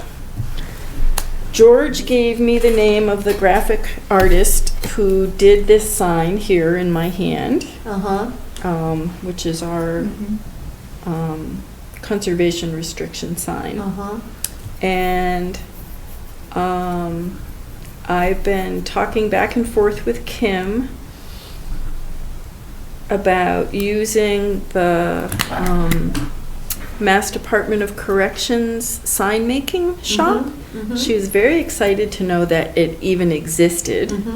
And I talked to the guy at the sign making shop. He said to get a 6-inch square, which is this size sign, would be a special order because they have 6 by 12 stock, but not 6 by 6. It would just add an extra week probably to the order. And so the question has become, do we want to stay consistent with this sort of branded, Conservation Commission branded logo and color scheme with the text from, that we decided on for the, or do we want to do something more like that one with the cattails on it? I like the white and green. I think the green and red, with vegetation will be very hard to see, will be masked. But the white, I think, will stand out and be more visible. Is that picture on the wall, is that 6 inches? That is 6 inches. That's that Yeah. size? Yeah. There? Okay. Yep. So this is a 6-inch square sign. And this is a 6-inch round sign. Yeah. What's the product? What's the? Aluminum. It's I made can. of aluminum. Here. And we could put a bird on one of the cattails and put maybe a red. This is red just one winged that blackbird. somebody gave me, but it's the right size. So. See, I like the red and the green. You like the red and the green? And do we know, do we add a lot of cost if we add additional things on there or not? We have an estimate from Kim for $125 to do artwork for a 6-inch sign of some sort or another. The sign shop, the material that they use is white, Yeah. and the prices include 2 colors on top of white. Okay. So we could get this orange, green, and white sign Mm-hmm. for the same price as a green and white sign. And regardless of however much words or pictures we put on them, right? Yep. Are we gonna do the no dumping? Does that go on? Yep. Yeah. Yep. She has the. And we're not using that text, right? No. Whatever. No dump. Let's see. Wetland resource beyond this point. No dumping. No disturbance. Per authority of Air Conservation Commission in little letters at the bottom. So she has all that. It's a special order because of The size. the size. Okay. And it's going to be special order being at 6 or 6-inch square or 6-inch round, right? I didn't ask the like guy the at the hair. sign shop I do like about that. 6-inch round. I'm a little concerned about the sharp corners on a square sign, That's exactly what I was honestly. thinking too, with the square. kids Yeah, walking by and banging their head. yeah. So if we could, if it's really no difference to get a round sign, I'd go, if they're gonna special order, you might as well do round, Yeah, for sure. yeah. Yeah, yeah. And I have to say, I do like the idea of having all of our signs look consistent. Mhm. Yeah, I agree with that. So you do that sign, just do it in white and green, in other words, or keep it all that color? Keep it. Or that same color combination? Well, I don't know, I like this. I like it, yeah, Yeah. I like it. We can make the lettering a little smaller, so the banding could be a little wider, so those letters would be a little bigger. Mm-hmm. Like the heron. Well, and I like I like But- the heron too. Yeah. I think it's I do like With cat some tails. grass, with some cattails. Can't Which- the heron have cattails? well, yeah, There's gonna be a lot of stuff on that little sign. Yeah. I think you need to, yeah. Well, you just said It's that gonna be print hard shop to- those two colors. That's On top of white. On top of on white. top of white, okay. Yes. Okay. Yes. Yep. All right, so what do you need? I need you guys to tell me what you want. If you want a sign like this, or if you want a sign Round. round. Round is good. wait, so Yeah. round or square? There's Round. round or We like- square. We like round, Yeah. Mhm. okay. I mean, there is a lot of empty space in that square that could. I know, and I'm just That's what I'm picturing. wondering, advantage if you of, go with right? square, do we Yeah. wanna put Yeah, you you wanna know, put something in a there. stork in there, a Yeah, yeah, frog, a like little bird, turtle, frog. but if we have the preference and it's really not more costly to go around, I'd definitely go around just for safety. Oh, yeah. Yeah. Well, can they just lop the corners up? Just round the corners? Make it like a stop So it's sign. not sharp? Yeah, well, yeah, something. Yeah. Well, I don't know. I can ask all these questions. Mm. Um, Oh, I like that idea though, putting more ant, like turtle, frog, Yeah, salamander, salamander. just boom, boom, one in each That's- one in each I corner, like that idea. But yes, it's- Yeah, that's cool. um, but going back to the consistency, so Yeah. we've got those up Got around those town now. already, right? Yeah. and the Pine Meadows, the signs in the Pine Meadow area are all in Mhm. this Mhm. color scheme, Mhm. type, style, logo. Mhm. Yeah. Something to be said for consistency. Be consistent, Mm. maintain consistency, Yeah. yeah. So Yeah. if we deviated just a little bit, I find the red difficult to read. What if you took the red out, left it white, and just made them green letters? Would you guys, what is that? What do you think about that? Yeah. I don't know. Well, if The the, white on the red, I don't just, Yeah, I mean, you yeah, can't when you get really up see close. the white. What's You- that? You can't see the white letters on the red.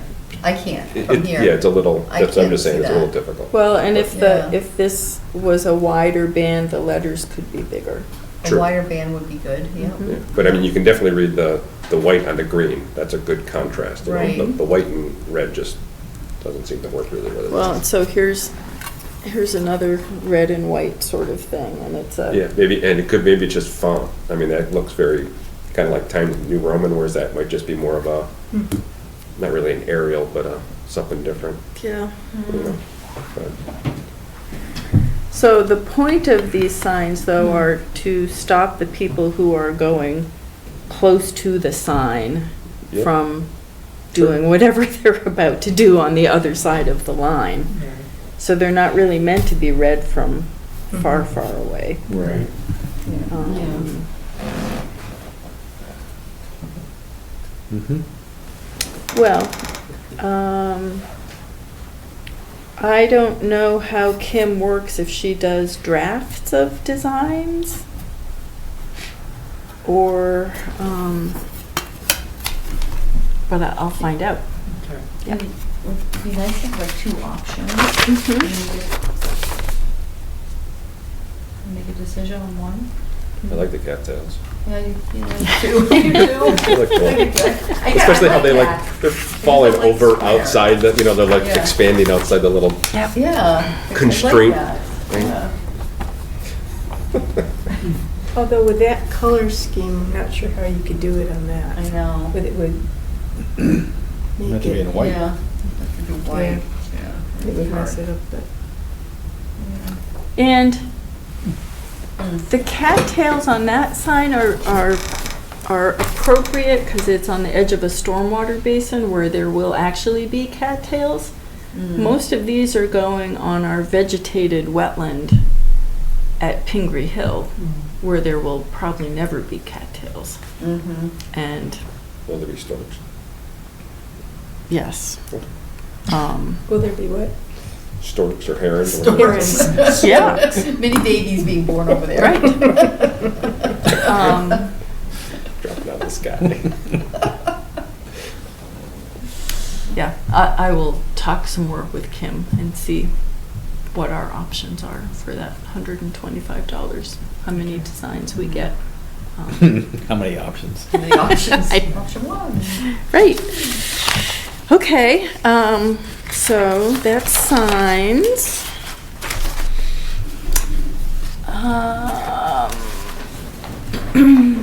Other updates, database. All right, in your packets, there is this, I saw that. which is the screenshot sent to me by the conservation director in Lincoln of the database that they had designed for them to keep track of their projects. And I asked Cindy how much something like this would cost. Well, first I said, can you do something like this? She said, oh, no, you need a database programmer to come up with something like this. Uh-huh. I said, rough estimate? She said, oh, $4,000 to $5,000, probably.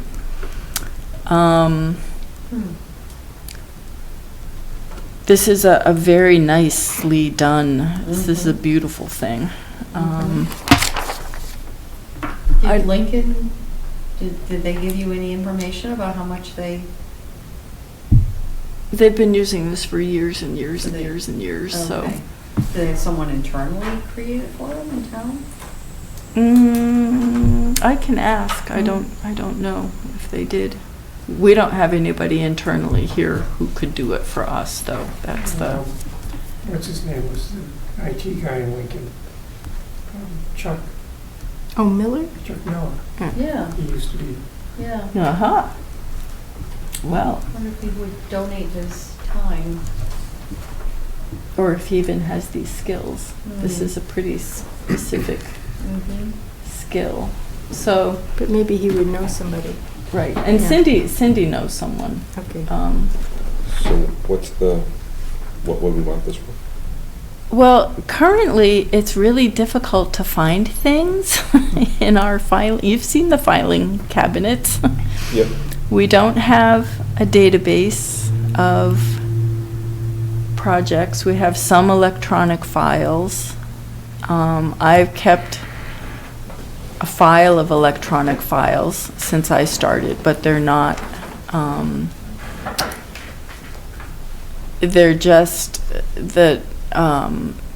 any electronic, anything somebody has given me. Mm-hmm. It doesn't include plans. And we had talked about reorganizing the files by DEP file number rather than address. Right. And if we were going to do that, scanning everything that's left in the file folders. Yeah. And Initially, I think when Becky came on, the old files had been stored by DEP number. And then that was really like, if somebody came in, oh gosh, they it don't would know be what so their hard. DEP number is. Right. And it's like, Yeah, that's no good. So that's, I think, why Becky went to yep, streets. yep. Yeah. But then we find that That's not always the case. Sometimes it's based on the Yeah. subdivision name. Yeah, Mhm. yeah. Yeah, there are lots of exceptions to like there's a whole file drawer just for Pingree Hill. Right. And DPW files are all in a separate section. And if I know the subdivision name, sometimes I can find them, and other times they're filed by street. I think this is not a quick and easy thing to solve, but it's something that bears thinking about, because we're getting kind of to a critical point with files. I know there was the senior work-off person who did a lot of work in the files, and it breaks down in certain parts of the alphabet. And it's a super tough thing to find time to work on. So Cindy did say that her senior work-off person, Jean, who knows how to run the scanner, the plan size scanner upstairs, she would lend us Jean to do any scanning of anything that we wanted to scan. And a database this fancy would allow us to link to scanned documents, which would be kind of neat. And then, not to bring up a sore subject, but Brian had looked on a database. But that's inaccessible? Well, it's not really a database, it's a list of active and past projects. Okay. By each project's in a file folder, by street, or that breaks down too. It's not in a database. Okay. And then there is an Excel spreadsheet of more or less where all the plans are in the flat files upstairs, more or less. Now, would something like this, but not exactly like this, be of use to other departments that we could share the cost of developing it? Well, the building department had somebody develop one of these for them, so they've already got one. Okay. And I don't know if any other departments have. Is there going to be one for the stormwater? Well, I could check with DPW to see what they've got. And you know what, maybe Charlie's building department database is something close enough. Right, because I was just gonna say, as I'm looking here, it said, view table of assessors information. Yep. As you said, people are gonna know their address, right? Yeah. So, I mean, you can go on the town site, you can see the assessor info. There's attachments in there, if I'm not mistaken. Can't we leverage what is already there and start attaching our documentation into the assessor site? Because that I would don't know what be Tom- parcel specific. Yeah, I don't know Potentially. what Tom has for I can certainly ask those. Those are the two departments that would have to have something pretty robust Right. at this point in the Because you game. look at this, right, and, I mean, at the very top, it's parcel ID, map, block number, that kind of info. So, using that as a key, let's say, from like an access kind of thing, that's your key with which to pivot off of. Well, and we could Yeah. probably figure out some way just to do this in Access. And I did look at a bunch of Access templates the other day, and none of them were really quite. Yeah. There is a way to attach files to Access. Right. I don't know how to do that, but can't be that hard. Yeah, I guess, like I said, if you went, you'd have to look at what did they have in the town? I mean, probably appears that Lincoln has one master, one big database that everything's linked to, Right. and this is just part of it, right? Yeah, that's what I'm Maybe. thinking. I mean, Yep. maybe what is already there from the assessor's office is something we can expand on, or again, at least just leverage, because I Yeah. think, like you said, if you can get the documentation into there, get it scanned in and have it somehow linked, Yeah. Mhm. I think that would be huge. Yeah. Yeah. Well, we're pushing like 430. I think that's about our highest file number right now. And, I mean, I could, again, I could see fairly robust spreadsheet doing it. I mean, we work in ones that have 20,000, actually about 60,000 rows in it on a daily basis. And, it's just as long as you know what's there, what columns and what you gotta find, you Yeah. can pivot off, do whatever you want, conditional formatting, and, Yep. you can get a lot there, but you're not attaching files and things Right. like that. And you're not Right. doing pictures and all, so. right, And have it be searchable. yeah. It's always searchable. Control F. Well, this isn't anything to solve right now, but something to be, something to chew on. Okay.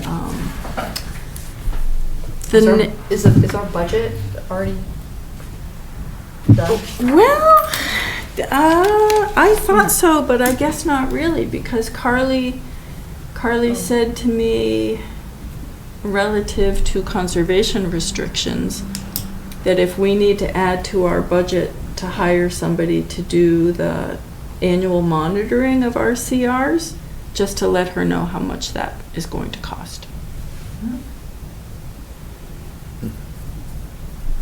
So. Yeah. Which brings us to the CR portion of the program. The next thing in your packet is a file folder that has AJ Bergen's conservation restriction, his baseline documentation, and all his letters from Fish and Wildlife for the Kohler Place conservation restriction. There was about a year-long back and forth between he and the state on this CR. And this is the version of it that the state is going to approve.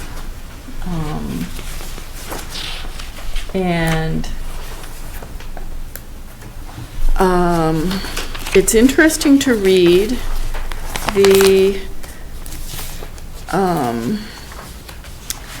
The really interesting thing I found today looking around was the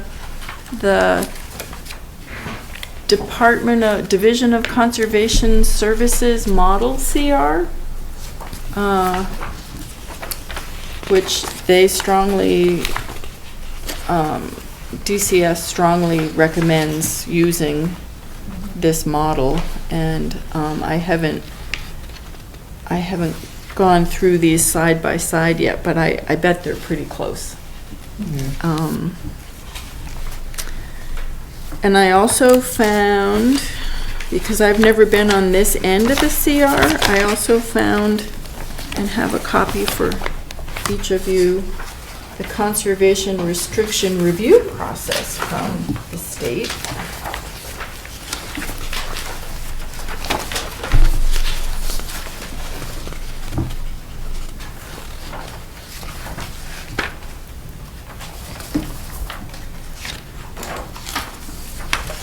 And I think where we are in this process is in the bottom row of blue boxes, the third one from the left. Once final edits and comments are resolved, CR will be approved for local approvals and signatures. I think that's where we are.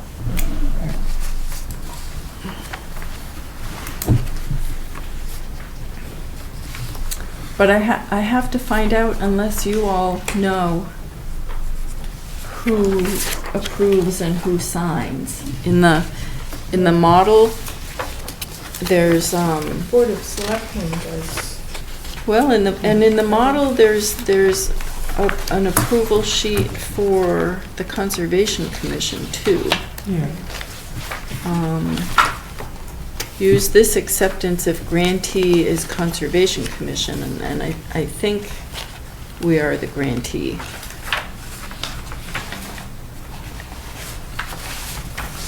thought it was both selectmen and us. Yeah, I think it's us first and then the selectmen. I mean, it does list the town of Ayer Conservation. So as the grantee, that means we hold the conservation. Receiving, we're the receiving, We're the hold right. receiver. Is that the same as holding? Yeah, Yeah, okay. yeah. The grantor is the one who's giving, the grantee is the one who's on the other end.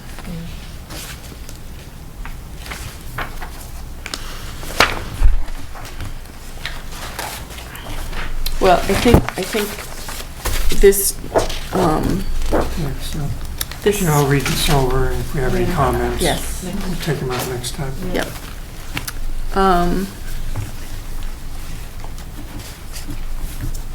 And the one other, the internet's a dangerous place. The other thing I found was a Mass Audubon document called the Massachusetts Conservation Restriction Stewardship Manual, all 156 pages of it. A handbook for land trusts and conservation commissions. And I'll send you all a link to this. I just printed out one and felt bad doing that. But the monitoring of CRs, or let's see, not monitoring CRs is a reason to lose a CR. And I don't really have a good idea how many we have. It's probably in that drawer marked land. And so I'm hoping in this quiet season I can kind of dig into that a little bit and see what we've got. And see if you can find out who would be an appropriate person to hire to monitor them. Yes. Anna Wilkins from North County Land Trust gave me the name of a woman Jennifer, somebody who has a company, kind of a one-woman shop who does CR monitoring. I have a feeling places like Oxbow probably do it too, where they do the baseline documentation. They probably do monitoring. So Carly had asked me to get a couple of estimates from anybody I could find who would be willing to do this sort of thing. So that's on the list. Okay. Also, CPC met with the executive director of the Mass Coalition, the Community Preservation Coalition, and sort of giving us an overview, update on things. And in there, he was like, any property that's open space that's bought with CPC money needs to have a permanent restriction put on it, which we never did with the Tooker property. I know. So at some point down the road, we'll need to do that. Okay. We'll add that to the list too. Good. So future conservation restrictions under other updates, every one of these open space residential developments is going to come with a conservation restriction. So I think getting upping our game just so that we can be really good stewards of this would be a good thing to do. And if we can get the budget to do it somehow, that would be even better. Yeah. The next thing, oh man, it's past 9.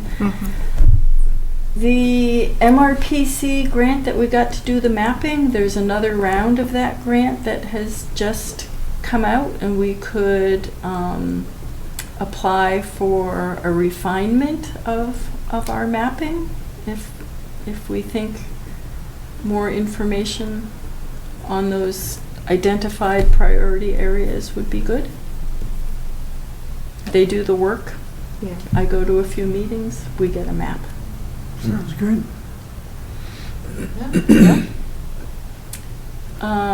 The open space and recreation plan is coming along. Al had a couple of questions. Do you have a sense of how much time he's put into this yet? No, I don't. Yeah. George told me the other day where Nonocoitius Park was, and it's 3 acres. Do any of you remember how it came to be? Wasn't it way before any of our times? Yeah. Okay. Yeah. Is there public access to it? If someone wanted just to walk on it, could some? It's the end of Cambridge Street. Yeah. Right up To there. the You remember we went on that walk with, what's Yeah. his name? Yeah. His mother died, and when he Yeah. was land Yeah. Yeah. between Cambridge Street and the abandoned house. Yeah, Right. Hudland property. Right, Yeah. Yeah. right. And when looking at, there was a little parcel, it's like, oh, we already own that. Oh. It's called Nonocoitius Park. Oh, that's right, yeah. There's no brook near it. That's right. But, Oh, Yeah, 3 acres in the center of town. Yeah. It's quite amazing. yeah, I think you can get there right from the end of Cambridge. Okay. yeah. There's a look, but you have to go through that property though that we looked at, right? You have to go through Julie? their side yard or something? because there was a Yeah. paper road somewhere in there that you couldn't, No, you can go down below, no, you can access it from down below. Because Yeah. at the end, where that driveway starts to go down into that house. Yeah, I think there is access to it. Well, next nice day, I should Yeah. just go take a ramble. The end of the road. Lisa, oh, no, let me stick to the Finish plan Robert here. Hood. Right. Open space and recreation plan, it's just Al and I are going back and forth on that. I emailed Robert Hood to see about a photo op with his bridge. He said, how about Saturday morning at 9? So I think we should pick another day. But it seems like he's not tied up on the weekends and he's not on crutches anymore. Okay. So if there's a day that we want to think about, so I can let him know.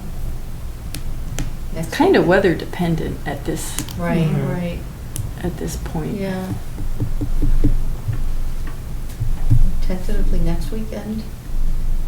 I'm moving next You're weekend. moving next weekend? Not that I have to be there, No. but No, you're busy.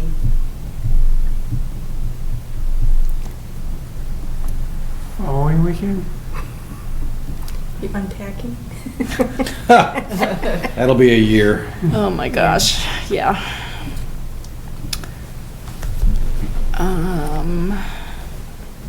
26th. I think that's okay with me.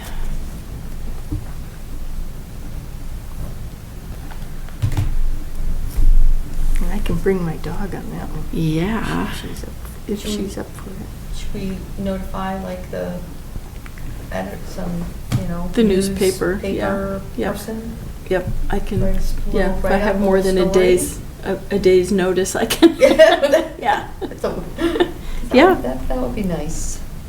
So see about 9 a.m. Saturday, January 26th. Yeah, Okay. all right. Moving along. Moving along, that is, oh, yep, so we're finishing on piles of plants. So I have 2 other quick questions. Lisa from Ice House Partners came in this morning with her a letter of request for her extension and the form filled out, and also a letter requesting her amendment. And she wanted to know about the abutter notification for the amendment part of it. Does she send them the letter she's sending us? I don't even know. Steve always just took care of that part of it, so, and he's the only one who really has amended anything.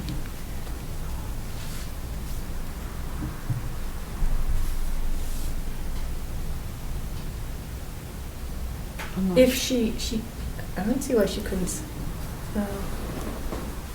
There is that form we've got in our policies and procedures folder, I think. That, oh, I might even have it.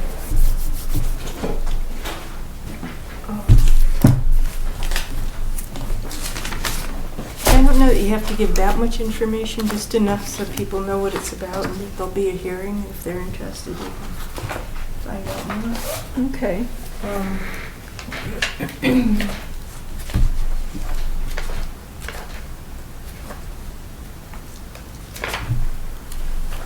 Well, while you're looking for that, Bonnie, I found out that as you're going down Snake Hill Road towards the causeway, the town actually owns that skinny strip of land on the right before the bridge. Oh, okay. Yeah. Okay. Because you had asked. Yeah, Yeah. well, that's interesting. Well, thank you for looking. Yeah. Before the causeway? Mm-hmm. Before the On bridge. the Sandy Pond side. Because it's the That little beach, the skinny- beach side. Mm-hmm. So they own the beach and then that little sliver of land Mhm. right before the. That's one version. Oh, okay. Yeah, All right. bridge. Okay. In their house. So that's in the thing that's on the The website. house there, yeah. Yeah, so I mean, They it's own nothing after the big, house, but though. Yeah, it must be Okay. after the house or. project description.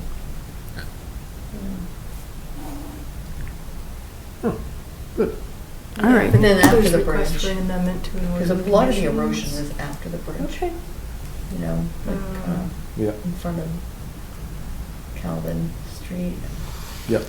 Yeah, and Yeah, information that, on the date, according to the time town, when Maryland asked, they is- don't know who obtained by, owns that. could update the Sure. hours. Yeah. Actually, that can, Yeah. probably need to Stop making update amusement, this. though. at some I think the point, whole Jordan, thing, yeah, it does because need it's based on updating. our part-time. But, So I think I can get her ad in on Monday oh, yeah, for the 24th. and the public spirit no longer exists. Okay. All right, so, all right. That's all I've got. Can I be on, I need motivation and deadlines. So, for our next meeting, it would be helpful, I would like to do an overview of where we were at with our bylaw, Mm. and then we can just Mhm. identify next steps. Okay. So, can I be on the agenda? Put Jess on the agenda. And at some point, George, you had said you wanted to talk about, start doing something more with the conservation fund, Okay. but I don't want to do that. I'm doing the bio. At any rate, just reminding. And didn't we get a letter from the state or somebody, not the state trustees, or somebody about Stratton Hill? If there was an interest in working together Oh, to it was try to. Fish and Wild- Wildlife, Fish and and it was a Wildlife. phone call from Ann Gagnon Yeah. to see if we were ready to go for her Right. middle of January land acquisition list, and we weren't ready, so. But at some point when we're talking about the conservation fund and starting to use it, that might be, that could be worth, depending where that falls on the priority list. Yes, So, yeah, high, it's in the number Right. one priority area. so, Yep.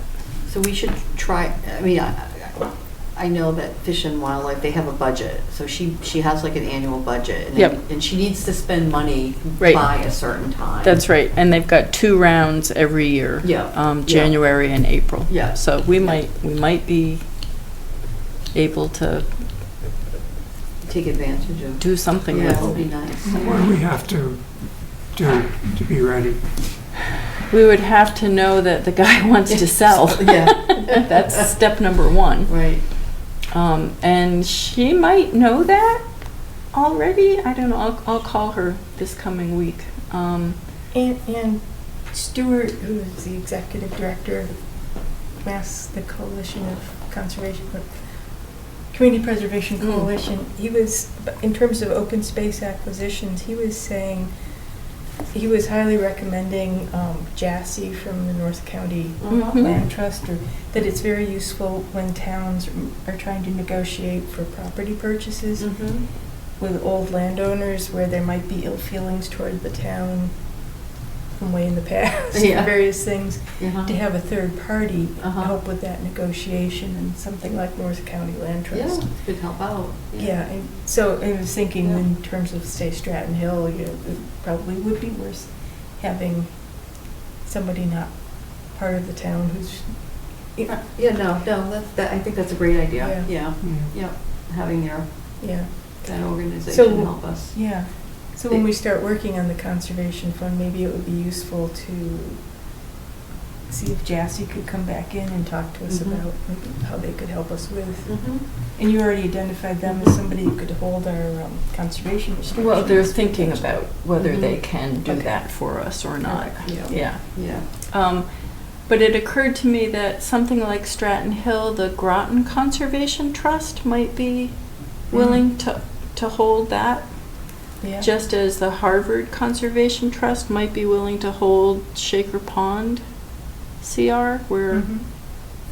Yeah, they're close enough. yeah, Mhm. if we can't convince North County Mhm. to do it. Well, and Devon's has come to us a few times to ask us to hold some of theirs. We've always said yes, didn't we? Well, it wasn't a hold, it was to be the backup in case Devon's Oh, goes out of business. That's right.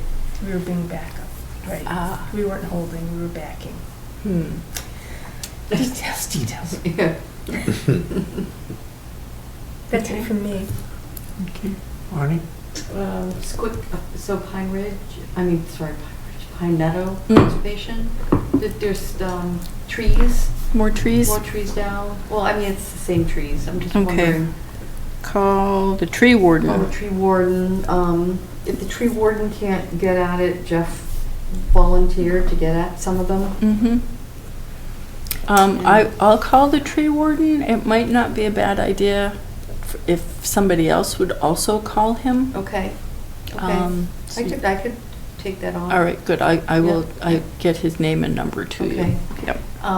The other thing, I took a walk on Sunday through there and noticed 3 adults and 2 kids on like big fatty mountain bikes going through there. They ripped up the trails pretty well. And I thought, ooh, I mean, I love mountain biking, you know? Mm-hmm.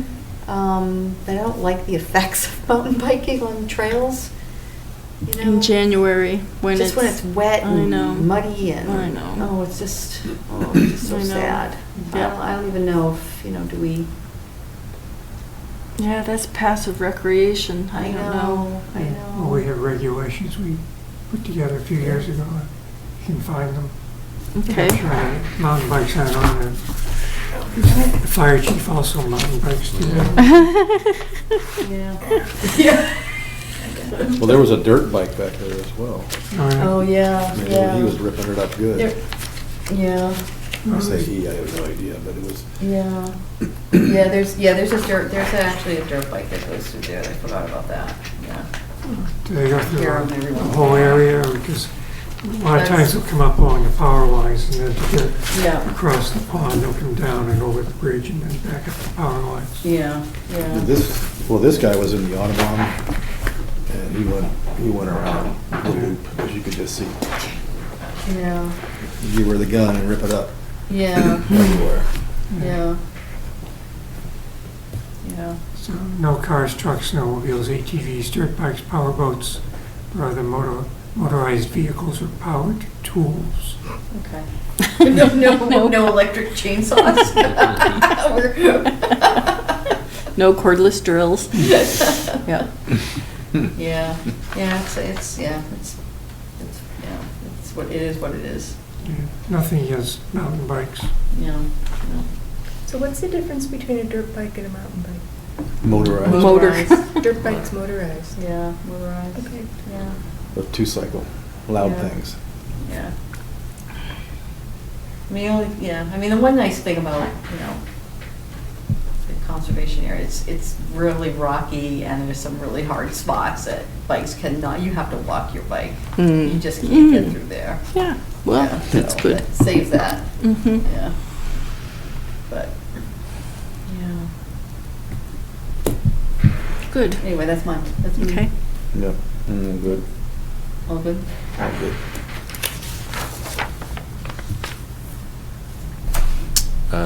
So when I was out there, I did notice that on the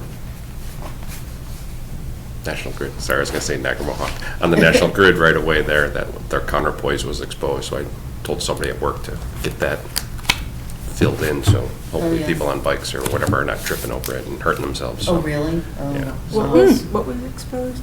It's called counterpoise. Is that Ground those wire. thick Ground wires wire. that stick Mm. up? Yeah.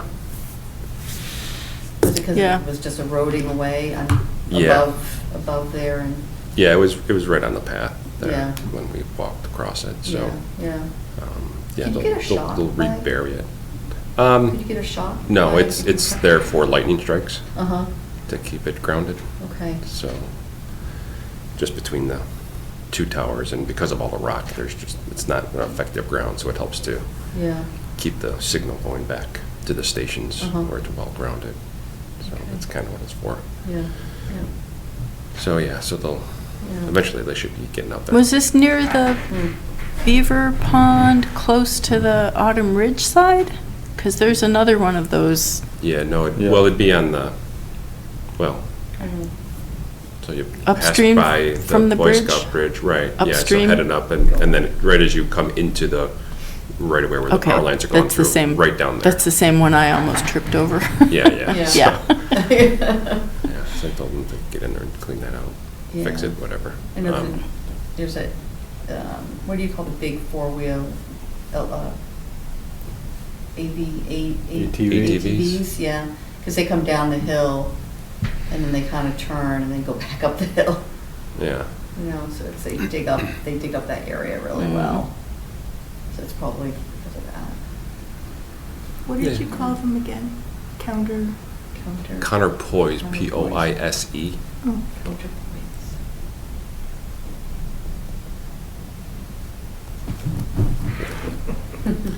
Anything else? Oh, make a motion to adjourn. Second. All in favor? Aye. Thank you and good night.